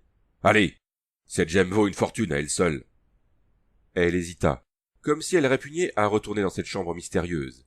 Puis, comme il saisissait Warunga par la ceinture et le traînait vers l'alcôve, elle fit demi-tour et pénétra dans la salle aux oracles.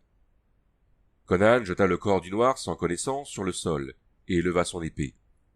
Le Cimérien avait vécu trop longtemps dans les endroits les plus sauvages du monde pour nourrir encore des illusions sur la clémence. Le seul ennemi sûr était un ennemi décapité. Mais avant qu'il ait pu frapper, un cri saisissant arrêta sa lame, brandie dans les airs. Le cri venait de la salle aux oracles. « Conan! Conan! Elle est revenue !» Le cri s'acheva en un gargouillement, suivi d'un bruit de lutte. Avec un juron, Conan se rua hors de l'alcôve, passa derrière l'estrade du trône et se précipita dans la salle aux oracles, presque avant que le bruit ait cessé. Là, il s'arrêta, déconcerté. Selon toutes les apparences, Muriela reposait placidement sur l'estrade, les yeux fermés, comme si elle était endormie. « Que fais-tu ainsi par la foudre ?»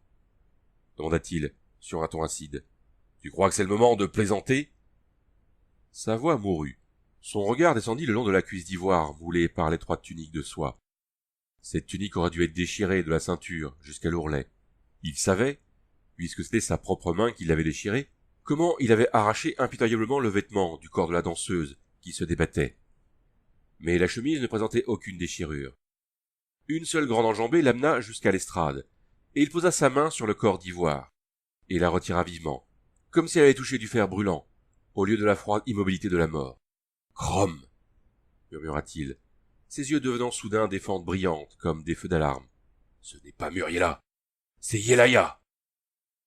Il comprenait maintenant le cri éperdu qui avait jailli des lèvres de Muriela lorsqu'elle était entrée dans la chambre. La déesse était revenue. Le corps avait été déshabillé par Zargheba, afin de donner des vêtements trompeurs à celle qui devait prendre sa place. Cependant, maintenant, elle était parée de soie et de joyaux, comme Conan l'avait vue la première fois. Un singulier picotement parcourut les poils de la nuque de Conan. « Muriela !» s'écria-t-il brusquement. « Muriela, où es-tu par l'enfer ?» Les murs envoyèrent l'écho de sa voix, comme s'il se moquait de lui. À sa connaissance, il n'y avait pas d'autre entrée que la porte d'or, et personne n'avait pu entrer ou repartir par celle-ci sans qu'il le voie.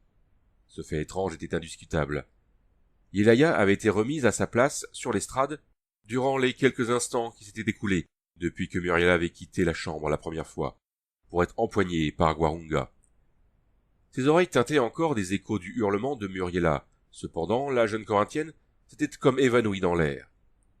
Il ne restait qu'une explication, s'il rejetait l'hypothèse plus noire qui conduisait au surnaturel. Quelque part dans la chambre, il y avait une entrée secrète, et alors même que cette pensée traversait son esprit, il la vit. Dans ce qui avait paru être une paroi de marbre pleine, une légère fissure perpendiculaire apparaissait, et dans cette fissure était accroché un morceau de soie. En un instant, il était penché dessus. Ce morceau de tissu provenait de la tunique déchirée de Muriela. On ne pouvait se méprendre sur ce que cela signifiait. La soie avait été prise dans la porte qui se refermait et arrachée, alors que Muriela franchissait l'ouverture, enlevée par ses ravisseurs. Les dieux seuls savaient de quels êtres cruels il pouvait s'agir. Le lambeau de vêtement avait empêché la porte de se refermer parfaitement. Introduisant la pointe de son poignard dans la fissure, Conan exerça une pression de son avant-bras musclé. La lame plia, mais elle était faite de l'acier incassable d'Akbitan. La porte de marbre s'ouvrit. Conan leva son épée tout en regardant dans le couloir qui s'ouvrait au-delà, mais aucune forme menaçante ne vint à sa rencontre. La lumière filtrant dans la chambre aux oracles lui révéla une courte suite de marches taillées dans le marbre. Ouvrant complètement la porte, il enfonça sa dague dans une fente du sol, de façon à maintenir cette entrée ouverte. Puis il s'élança au bas de l'escalier, sans hésiter. Il ne vit et n'entendit rien. Une douzaine de marches plus bas, l'escalier se terminait sur un étroit couloir qui s'enfonçait tout droit dans les ténèbres. Il s'arrêta brusquement, figé comme une statue au bas de l'escalier, et dirigea son regard vers les peintures qui couvraient les murs, rendues visibles grâce à la faible lumière qui provenait d'en haut. Le style était indéniablement pélishtique. Il avait vu des fresques identiques sur les murs d'Asgaloun. Mais les scènes décrites n'avaient aucun rapport avec quoi que ce soit de pélishtique, à l'exception d'une silhouette humaine qui revenait fréquemment. Un vieil homme décharné, à la barbe blanche, aux traits raciaux indéniables. Les dessins semblaient représenter diverses parties de l'étage supérieur du palais. Nombre d'entre eux figuraient une pièce qu'il reconnut comme étant la chambre aux oracles, avec le corps de Yelaya reposant sur l'estrade d'ivoire et d'énormes noirs agenouillés devant elle. Et là-bas, derrière la cloison, dans la niche, se dissimulait le vieillard pélishtique. Et il y avait d'autres silhouettes également. des silhouettes qui allaient à travers le palais abandonné, exécutant les ordres du Pélishtik et retirant des choses innombrables de la rivière souterraine. Durant quelques instants, Conan resta glacé. Des phrases jusqu'ici incompréhensibles du manuscrit en parchemin devinrent alors dans son esprit d'une clarté effrayante. Les petits morceaux sans suite du manuscrit s'assemblèrent, et le mystère de Bilkakin n'en fut plus un dorénavant, pas plus que l'énigme de ses serviteurs. Conan se retourna et scruta les ténèbres, un doigt glacé descendant le long de sa colonne vertébrale.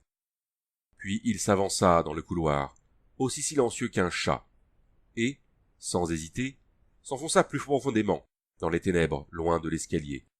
L'odeur qu'il avait sentie dans la cour du gong emplissait l'air. Alors, dans l'obscurité complète, il entendit un bruit devant lui, un piétinement de pas nus, ou un bruissement de vêtements soyeux frôlant la pierre. Il n'aurait pu le dire exactement.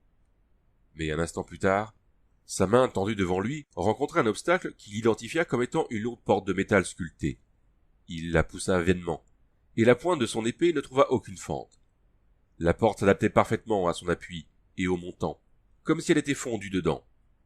Il mit en œuvre toute sa force, ses pieds s'accrochant au sol, les veines se gonflant sur ses tempes. Ce fut inutile.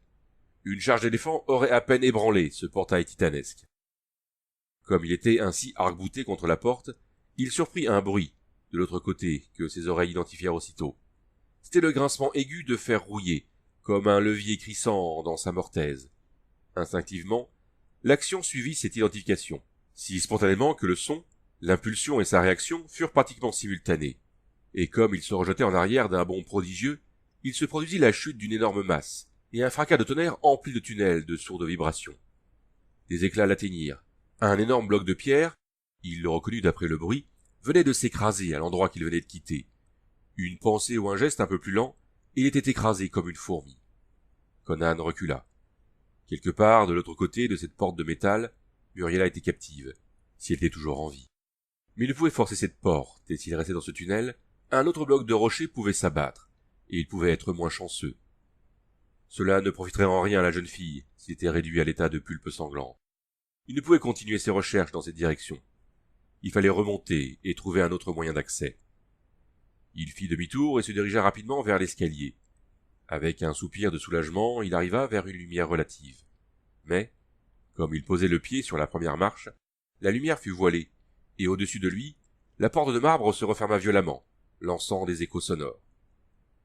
Un sentiment qui ressemblait à la panique s'empara alors du cimérien, pris au piège dans ce tunnel sombre, et il se retourna, levant son épée avec un regard meurtrier vers les ténèbres derrière lui, s'attendant à une charge d'assaillants vampires. Mais aucun bruit ne s'éleva du fond du tunnel.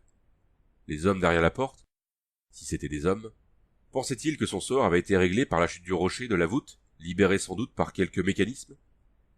Mais alors pourquoi la porte avait-elle été refermée au-dessus de lui? Abandonnant toute spéculation, Conan monta les marches à tâtons, sa peau frémissant comme s'il s'attendait à chaque pas à recevoir un coup de couteau dans le dos, aspirant vivement à noyer sa semi-panique dans une barbare effusion de sang. Il heurta la porte de l'épaule en haut de l'escalier, et jura de tout son être, en voyant qu'elle ne cédait pas devant ses efforts. Puis, comme il levait son épée de la main droite pour l'abattre sur le marbre, sa main gauche rencontra un verrou de métal qui, manifestement, s'était remis dans son loquet lorsque la porte avait été fermée si violemment.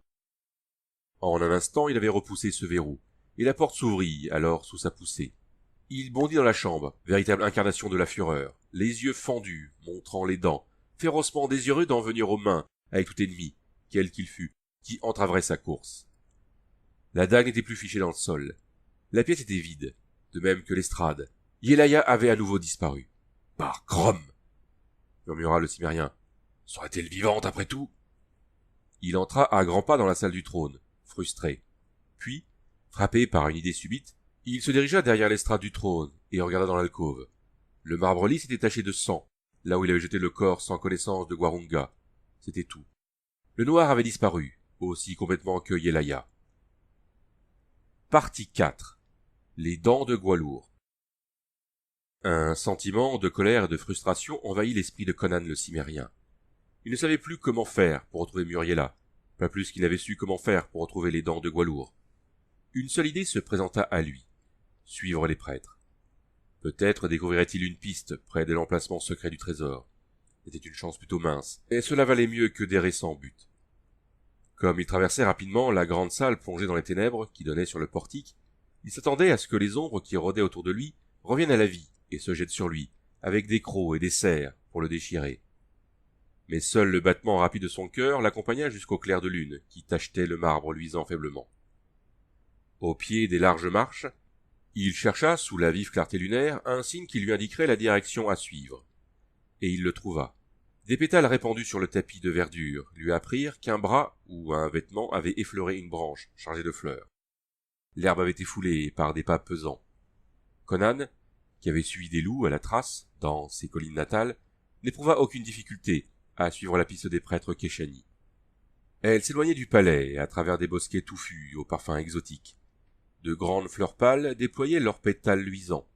Des buissons verdoyants entrelacés faisaient pleuvoir des feuilles sur son passage. Il arriva enfin devant un énorme piton rocheux qui saillait, tel un château de titan, au flanc des collines. Un endroit qui n'était pas très éloigné du palais, bien que presque entièrement dissimulé à la vue par des arbres couverts de vignes sauvages. Manifestement, ce prêtre bavard de Keshan s'était trompé en disant que les dents étaient cachées dans le palais. Cette piste l'avait éloigné de l'endroit où Muriela avait disparu.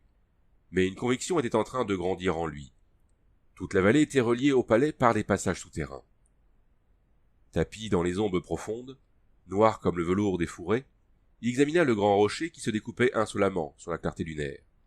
Il était couvert d'étranges et grotesques sculptures, représentant des hommes et des animaux, et des créatures à demi bestiales, qui devaient être des dieux ou des démons. Le style de ces sculptures différait d'une manière tellement frappante des autres frises du palais, que Conan se demanda si elles n'étaient pas le fait d'un âge et d'une race différente, et si n'étaient pas elles-mêmes les reliques d'une époque disparue et oubliée, située dans un passé incommensurable, que les habitants d'Akminon avaient découverte à leur arrivée dans la vallée.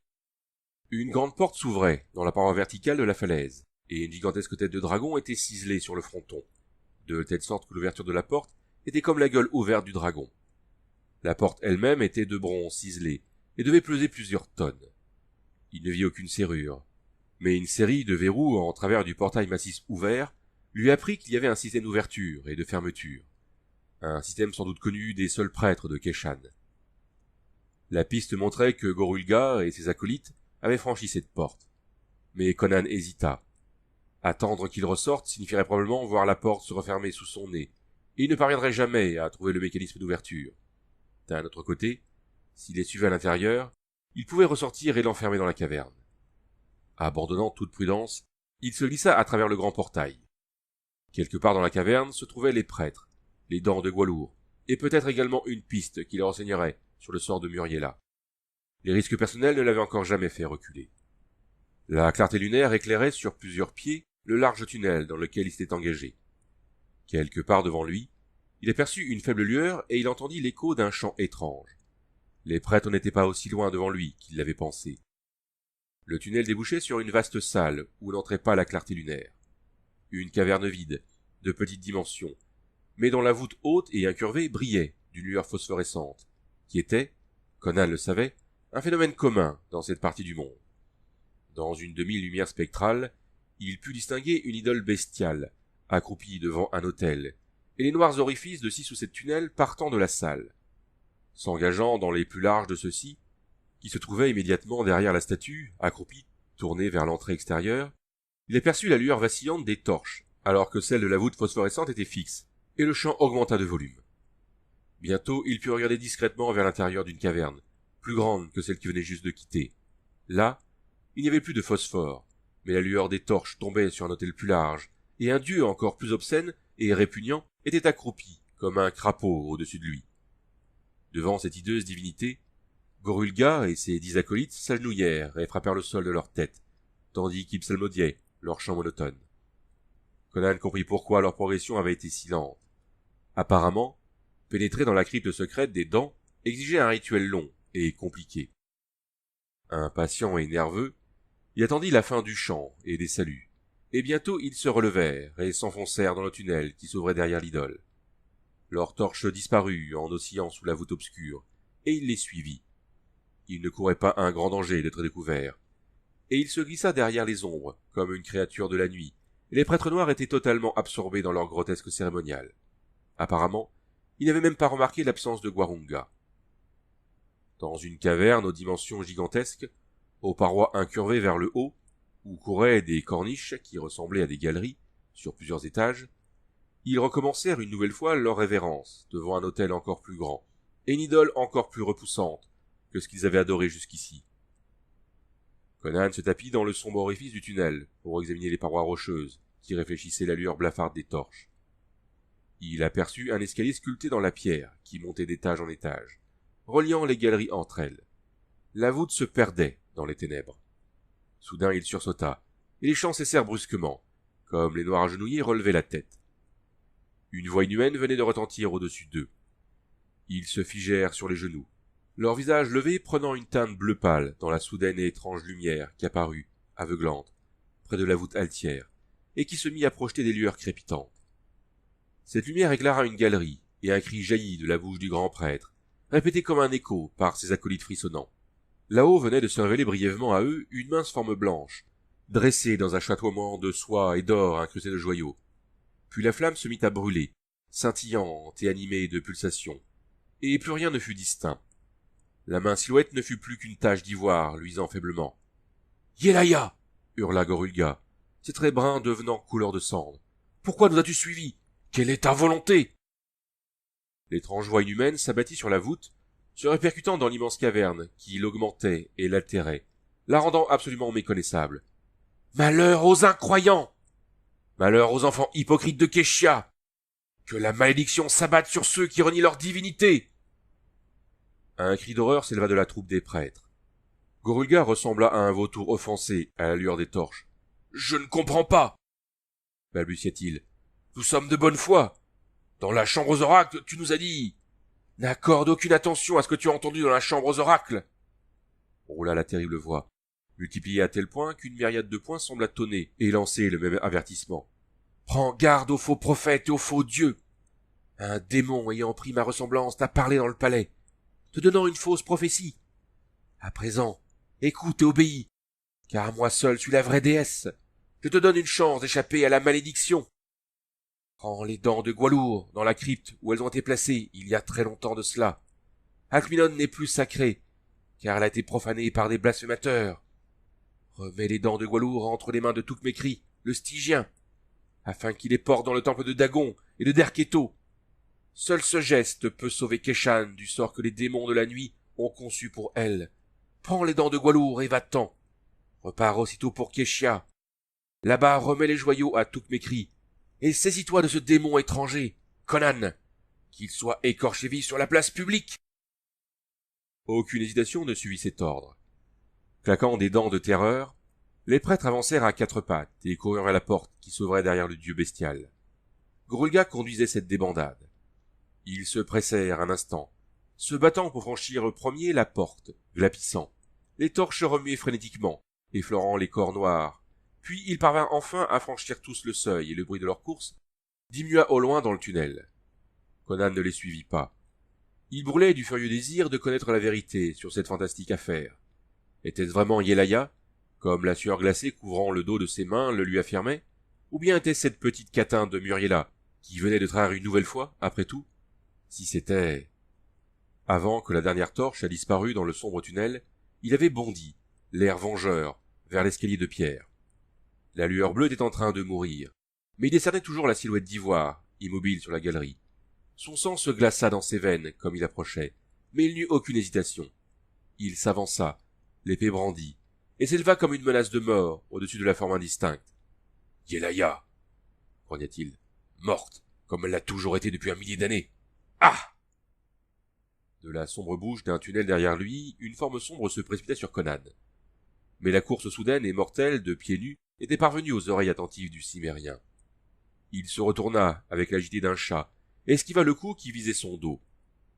Comme le glaive étincelant dans la main noire passait à côté de lui en sifflant, il frappa à son tour, avec la rage d'un python que l'on a provoqué, et la longue lame, droite, empala son assaillant, et ressortit d'un pied et demi d'entre ses épaules. « Voilà !» Conan libéra son épée comme sa victime s'effondrait à terre, en laissant échapper un gargouillement. L'homme se tordit en de brèves convulsions, puis se raidit. À la lumière mourante, Conan vit un corps noir, ainsi qu'un visage d'ébène, horrible sous la lueur bleutée. Il venait de tuer Gwarunga. Conan se détourna du corps pour venir vers la déesse. Des lanières passées autour de ses genoux et de sa poitrine la maintenaient debout contre un pilier de pierre, et la volumineuse chevelure de Yelaya, nouée autour de la colonne, maintenait sa tête dressée. À quelques pas de distance, ses liens n'étaient plus visibles dans la lumière incertaine. Il est probablement venu après que je suis descendu dans le tunnel, songea Conan. Il a dû se douter que je me trouvais en bas. Alors il a retiré le poignard. Conan se baissa et arracha son arme des doigts raidis par la mort, la regarda, puis la glissa dans sa propre ceinture, et il a refermé la porte. Ensuite il a emporté Yelaya, dans l'intention de tromper ses idiots de frères. C'est lui qui a parlé tout à l'heure. On ne pouvait reconnaître sa voix, avec cette voûte sonore, et cette flamme bleue qui a jailli. Cela m'est paru familier. C'est un tour utilisé par les prêtres stygiens. Toutes mes cris avaient dû donner un peu de cette poudre à Gwarunga. L'homme avait pu arriver facilement dans la caverne avant ses compagnons. Familier du tracé des cavernes, par ouï-dire ou par des plans transmis de génération en génération par le clergé, était entré dans le souterrain, après les autres, portant la déesse, avait suivi un chemin détourné à travers les tunnels et les chambres, et s'était dissimulé avec son fardeau sur la corniche, pendant que Gorulga et les autres acolytes étaient absorbés dans leur rituel interminable. La flamme bleue avait disparu, mais à présent, Conan était conscient d'une autre flamme, qui provenait de l'ouverture de l'un des couloirs s'ouvrant sur la saillie rocheuse. Quelque part au fond de ce couloir, il y avait une autre couche de phosphore, car il reconnaissait la légère brillance fixe. Le couloir conduisait dans la direction prise par les prêtres, et il décida de le suivre, plutôt que de descendre dans les ténèbres de la grande caverne du bas. Ce corridor devait rejoindre une autre galerie, conduisant dans une nouvelle salle, qui devait être la destination des prêtres. Il se dépêcha, la lueur devenant plus intense à mesure qu'il avançait, jusqu'au moment où il put discerner le sol et les parois du tunnel. Devant lui et en dessous, il pouvait entendre les prêtres qui avaient repris leur chant. Brusquement, une ouverture dans la paroi gauche se découpa dans la lueur phosphorescente, et le bruit d'un sanglot doux et hystérique parvint à ses oreilles. Il vit par l'embrasure de la porte une salle taillée dans la roche pleine, qui n'était donc pas une caverne naturelle comme les autres. La voûte en dôme brillait dans la lumière, recouverte d'arabesques en or battu.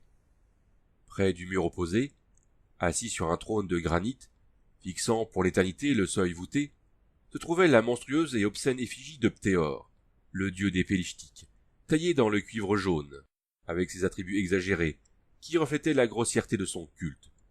Et sur son giron gisait une blanche silhouette effondrée. « Eh bien, que je sois damné !» murmura Conan. Il parcourut la chambre d'un regard méfiant, et, n'apercevant aucune autre entrée, ni aucune présence, il s'avança sans bruit et regarda la jeune fille, dont les fines épaules étaient secouées par les sanglots d'une terreur abjecte, son visage caché entre ses bras.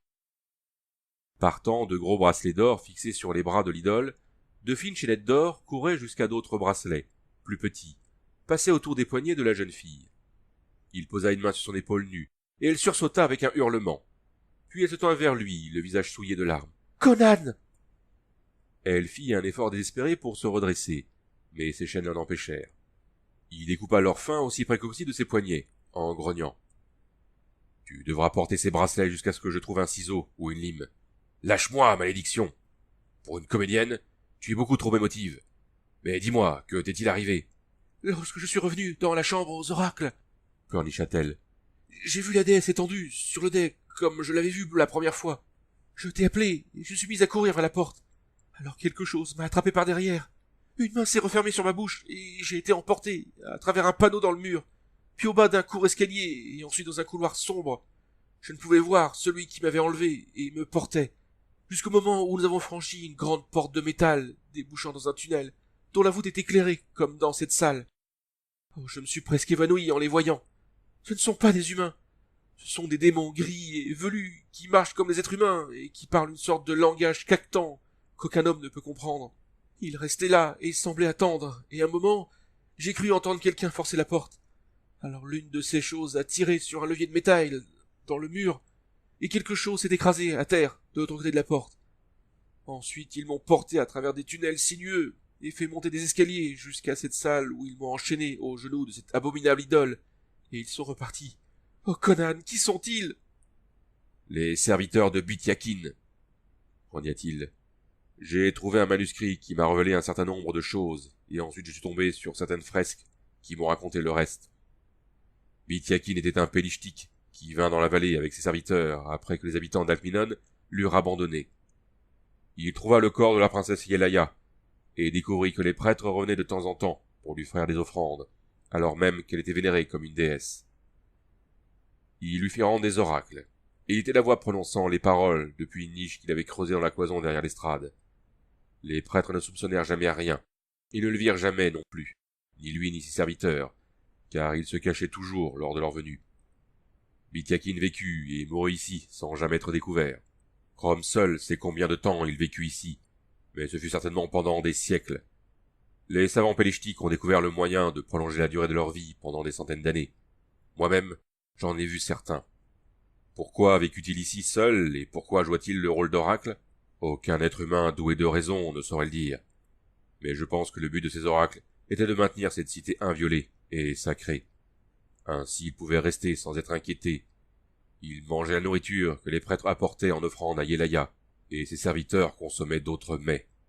J'ai toujours su qu'il existait une rivière souterraine qui partait du lac, où les peuplades des hauts plateaux de Punt jettent leurs morts. Cette rivière coule sous le palais. Ils avaient fixé des échelles descendant dans celle-ci, d'où ils pouvaient accrocher et pêcher les cadavres qui passaient en flottant. Bitiakin a rapporté tout ceci dans son manuscrit et sur ses fresques murales. Mais il finit par mourir, et ses serviteurs le momifièrent selon les instructions qu'il leur avait laissées avant sa mort, et l'installèrent au creux d'une caverne, dans les flancs des falaises. Le reste est facile à deviner. Ses serviteurs, qui étaient encore plus près de l'immortalité que lui, continuèrent à vivre ici, mais lorsqu'à la fois suivante un grand prêtre vint consulter l'oracle, n'ayant plus de maître pour les retenir, ils le mirent en pièces. Et c'est ainsi que depuis lors, jusqu'à Gorulga, personne ne vint jamais pour consulter l'oracle. Il est évident qu'ils renouvelaient périodiquement les vêtements et les parures de la déesse, comme ils avaient vu Bitiakin le faire. Sans aucun doute, il y a quelque part une chambre fermée où les soieries sont préservées des atteintes du temps. Ils ont habillé la déesse et l'ont ramenée dans la chambre aux oracles, après que Zargheba l'eût dépouillée de ses parures. À propos, ils ont décapité Zargheba et suspendu sa tête à une branche d'arbre. Elle eut un frisson, mais poussa en même temps un soupir de soulagement.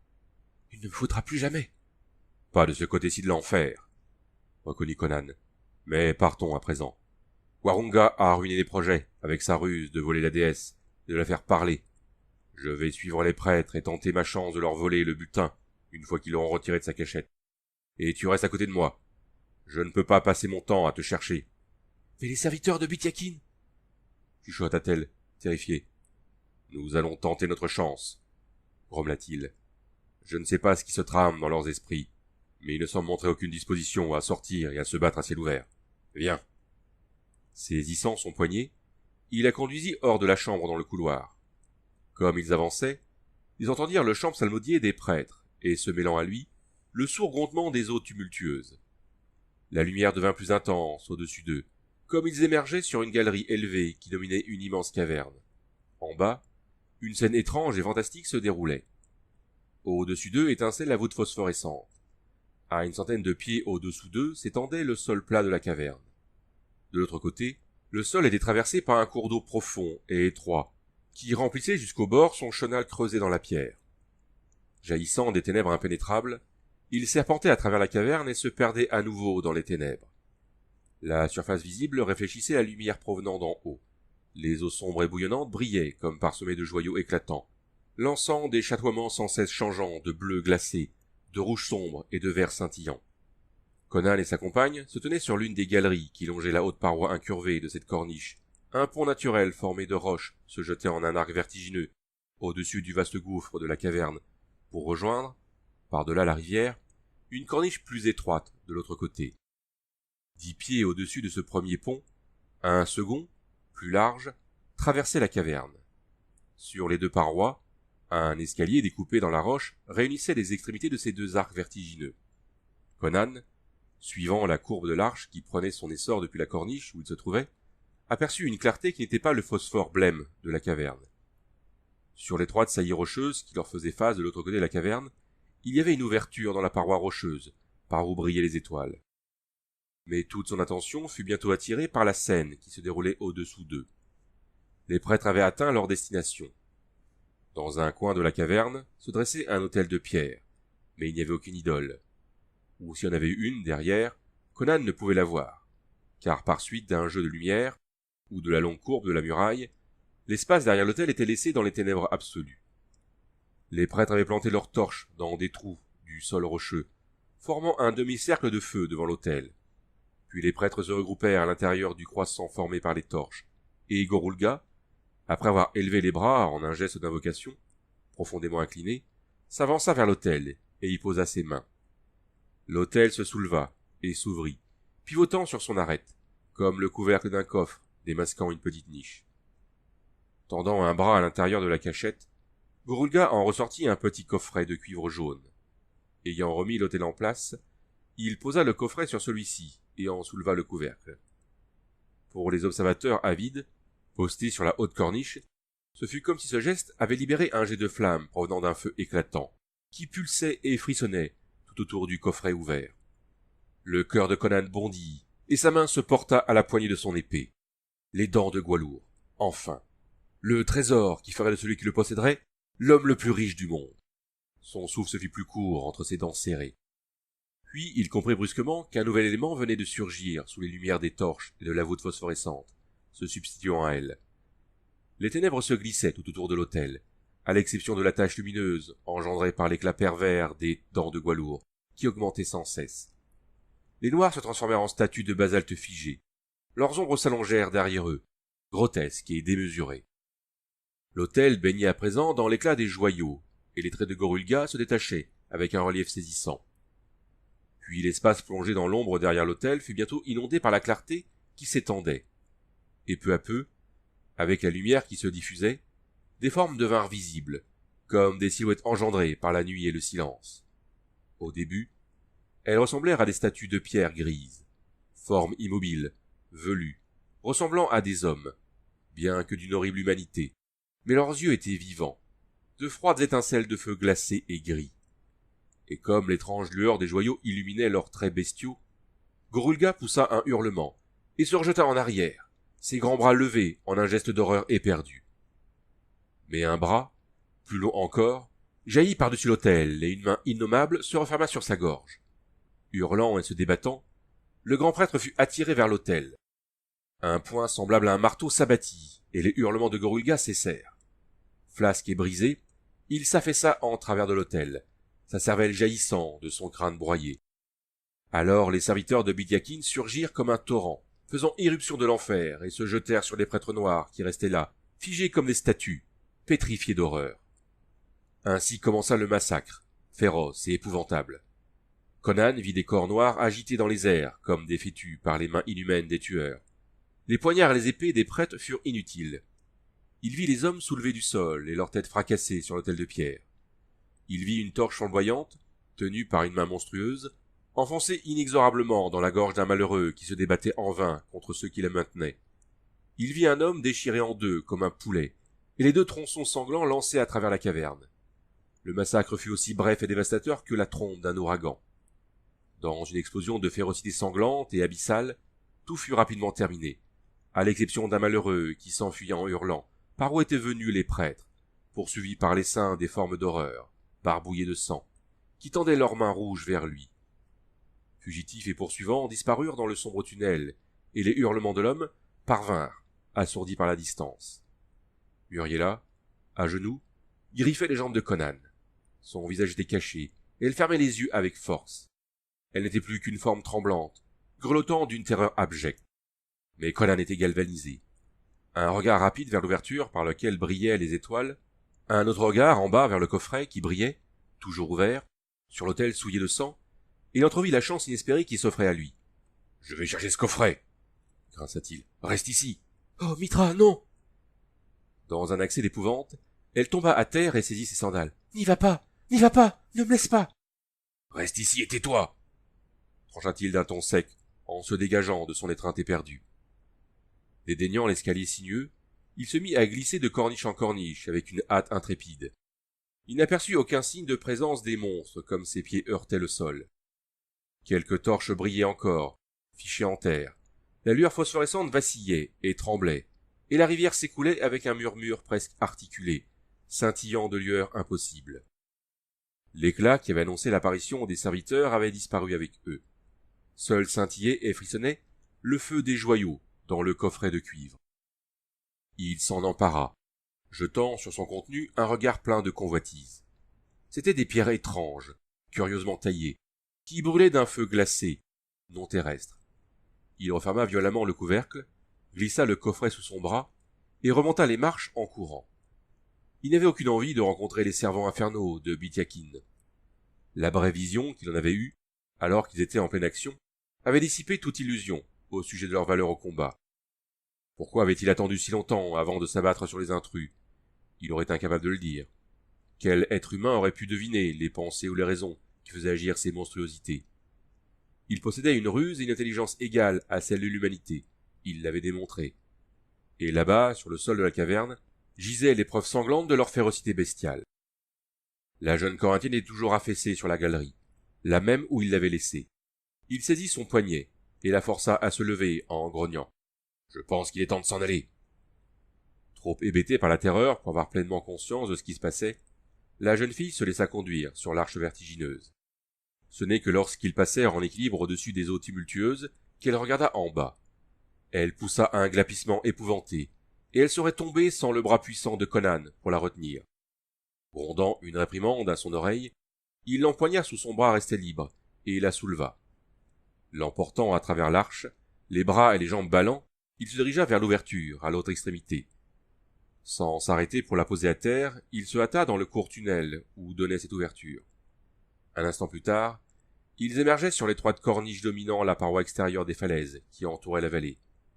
À moins d'une centaine de pieds en dessous d'eux, la jungle s'agitait doucement sous la lumière des étoiles. En regardant en bas, Conan poussa un profond soupir de soulagement.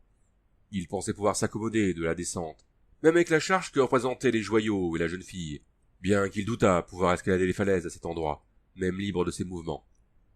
Il posa sur la corniche le coffret, encore souillé du sang de Gorulga, et couvert des caillots coagulés de sa cervelle, et il allait retirer sa ceinture dans l'intention de fixer le coffret à son dos, lorsqu'il entendit un bruit derrière lui, un bruit sinistre, sur lequel il ne pouvait se méprendre. « Reste ici !» dit-il d'un ton sec. La jeune Corinthienne est perdue. « Et ne bouge pas !» Puis, dégainant son épée, il se glissa dans le tunnel, pour regarder à nouveau à l'intérieur de la caverne. À mi-chemin sur le pont naturel le plus élevé, il aperçut une horrible silhouette grise. L'un des serviteurs de Bitiakin était sur leur piste. Sans doute possible, la brute les avait aperçus et les suivait. Conan n'hésita pas un seul instant. Il lui aurait été aisé de défendre l'entrée du tunnel, mais ce duel devait être terminé rapidement, avant l'arrivée des autres serviteurs. Il sortit du tunnel et, courant sur l'arche naturelle, se jeta sur le monstre qui arrivait. Ce n'était pas un singe, mais ce n'était pas un homme non plus. C'était une horreur au pas lourd et traînant, engendrée dans les jungles mystérieuses et sans nom, où une vie étrange est fécondée au milieu de la pourriture et des miasmes, en dehors de toute domination humaine, et où les tambours retentissent dans des temples que n'a jamais foulés le pied humain. Comment l'ancien Pélishtik avait-il acquis son pouvoir sur eux? C'était une énigme monstrueuse, de même que la raison de son éternel bannissement du reste de l'humanité, au sujet de laquelle Conan n'avait nullement l'intention de s'interroger, même si on avait eu l'opportunité. L'homme et le monstre.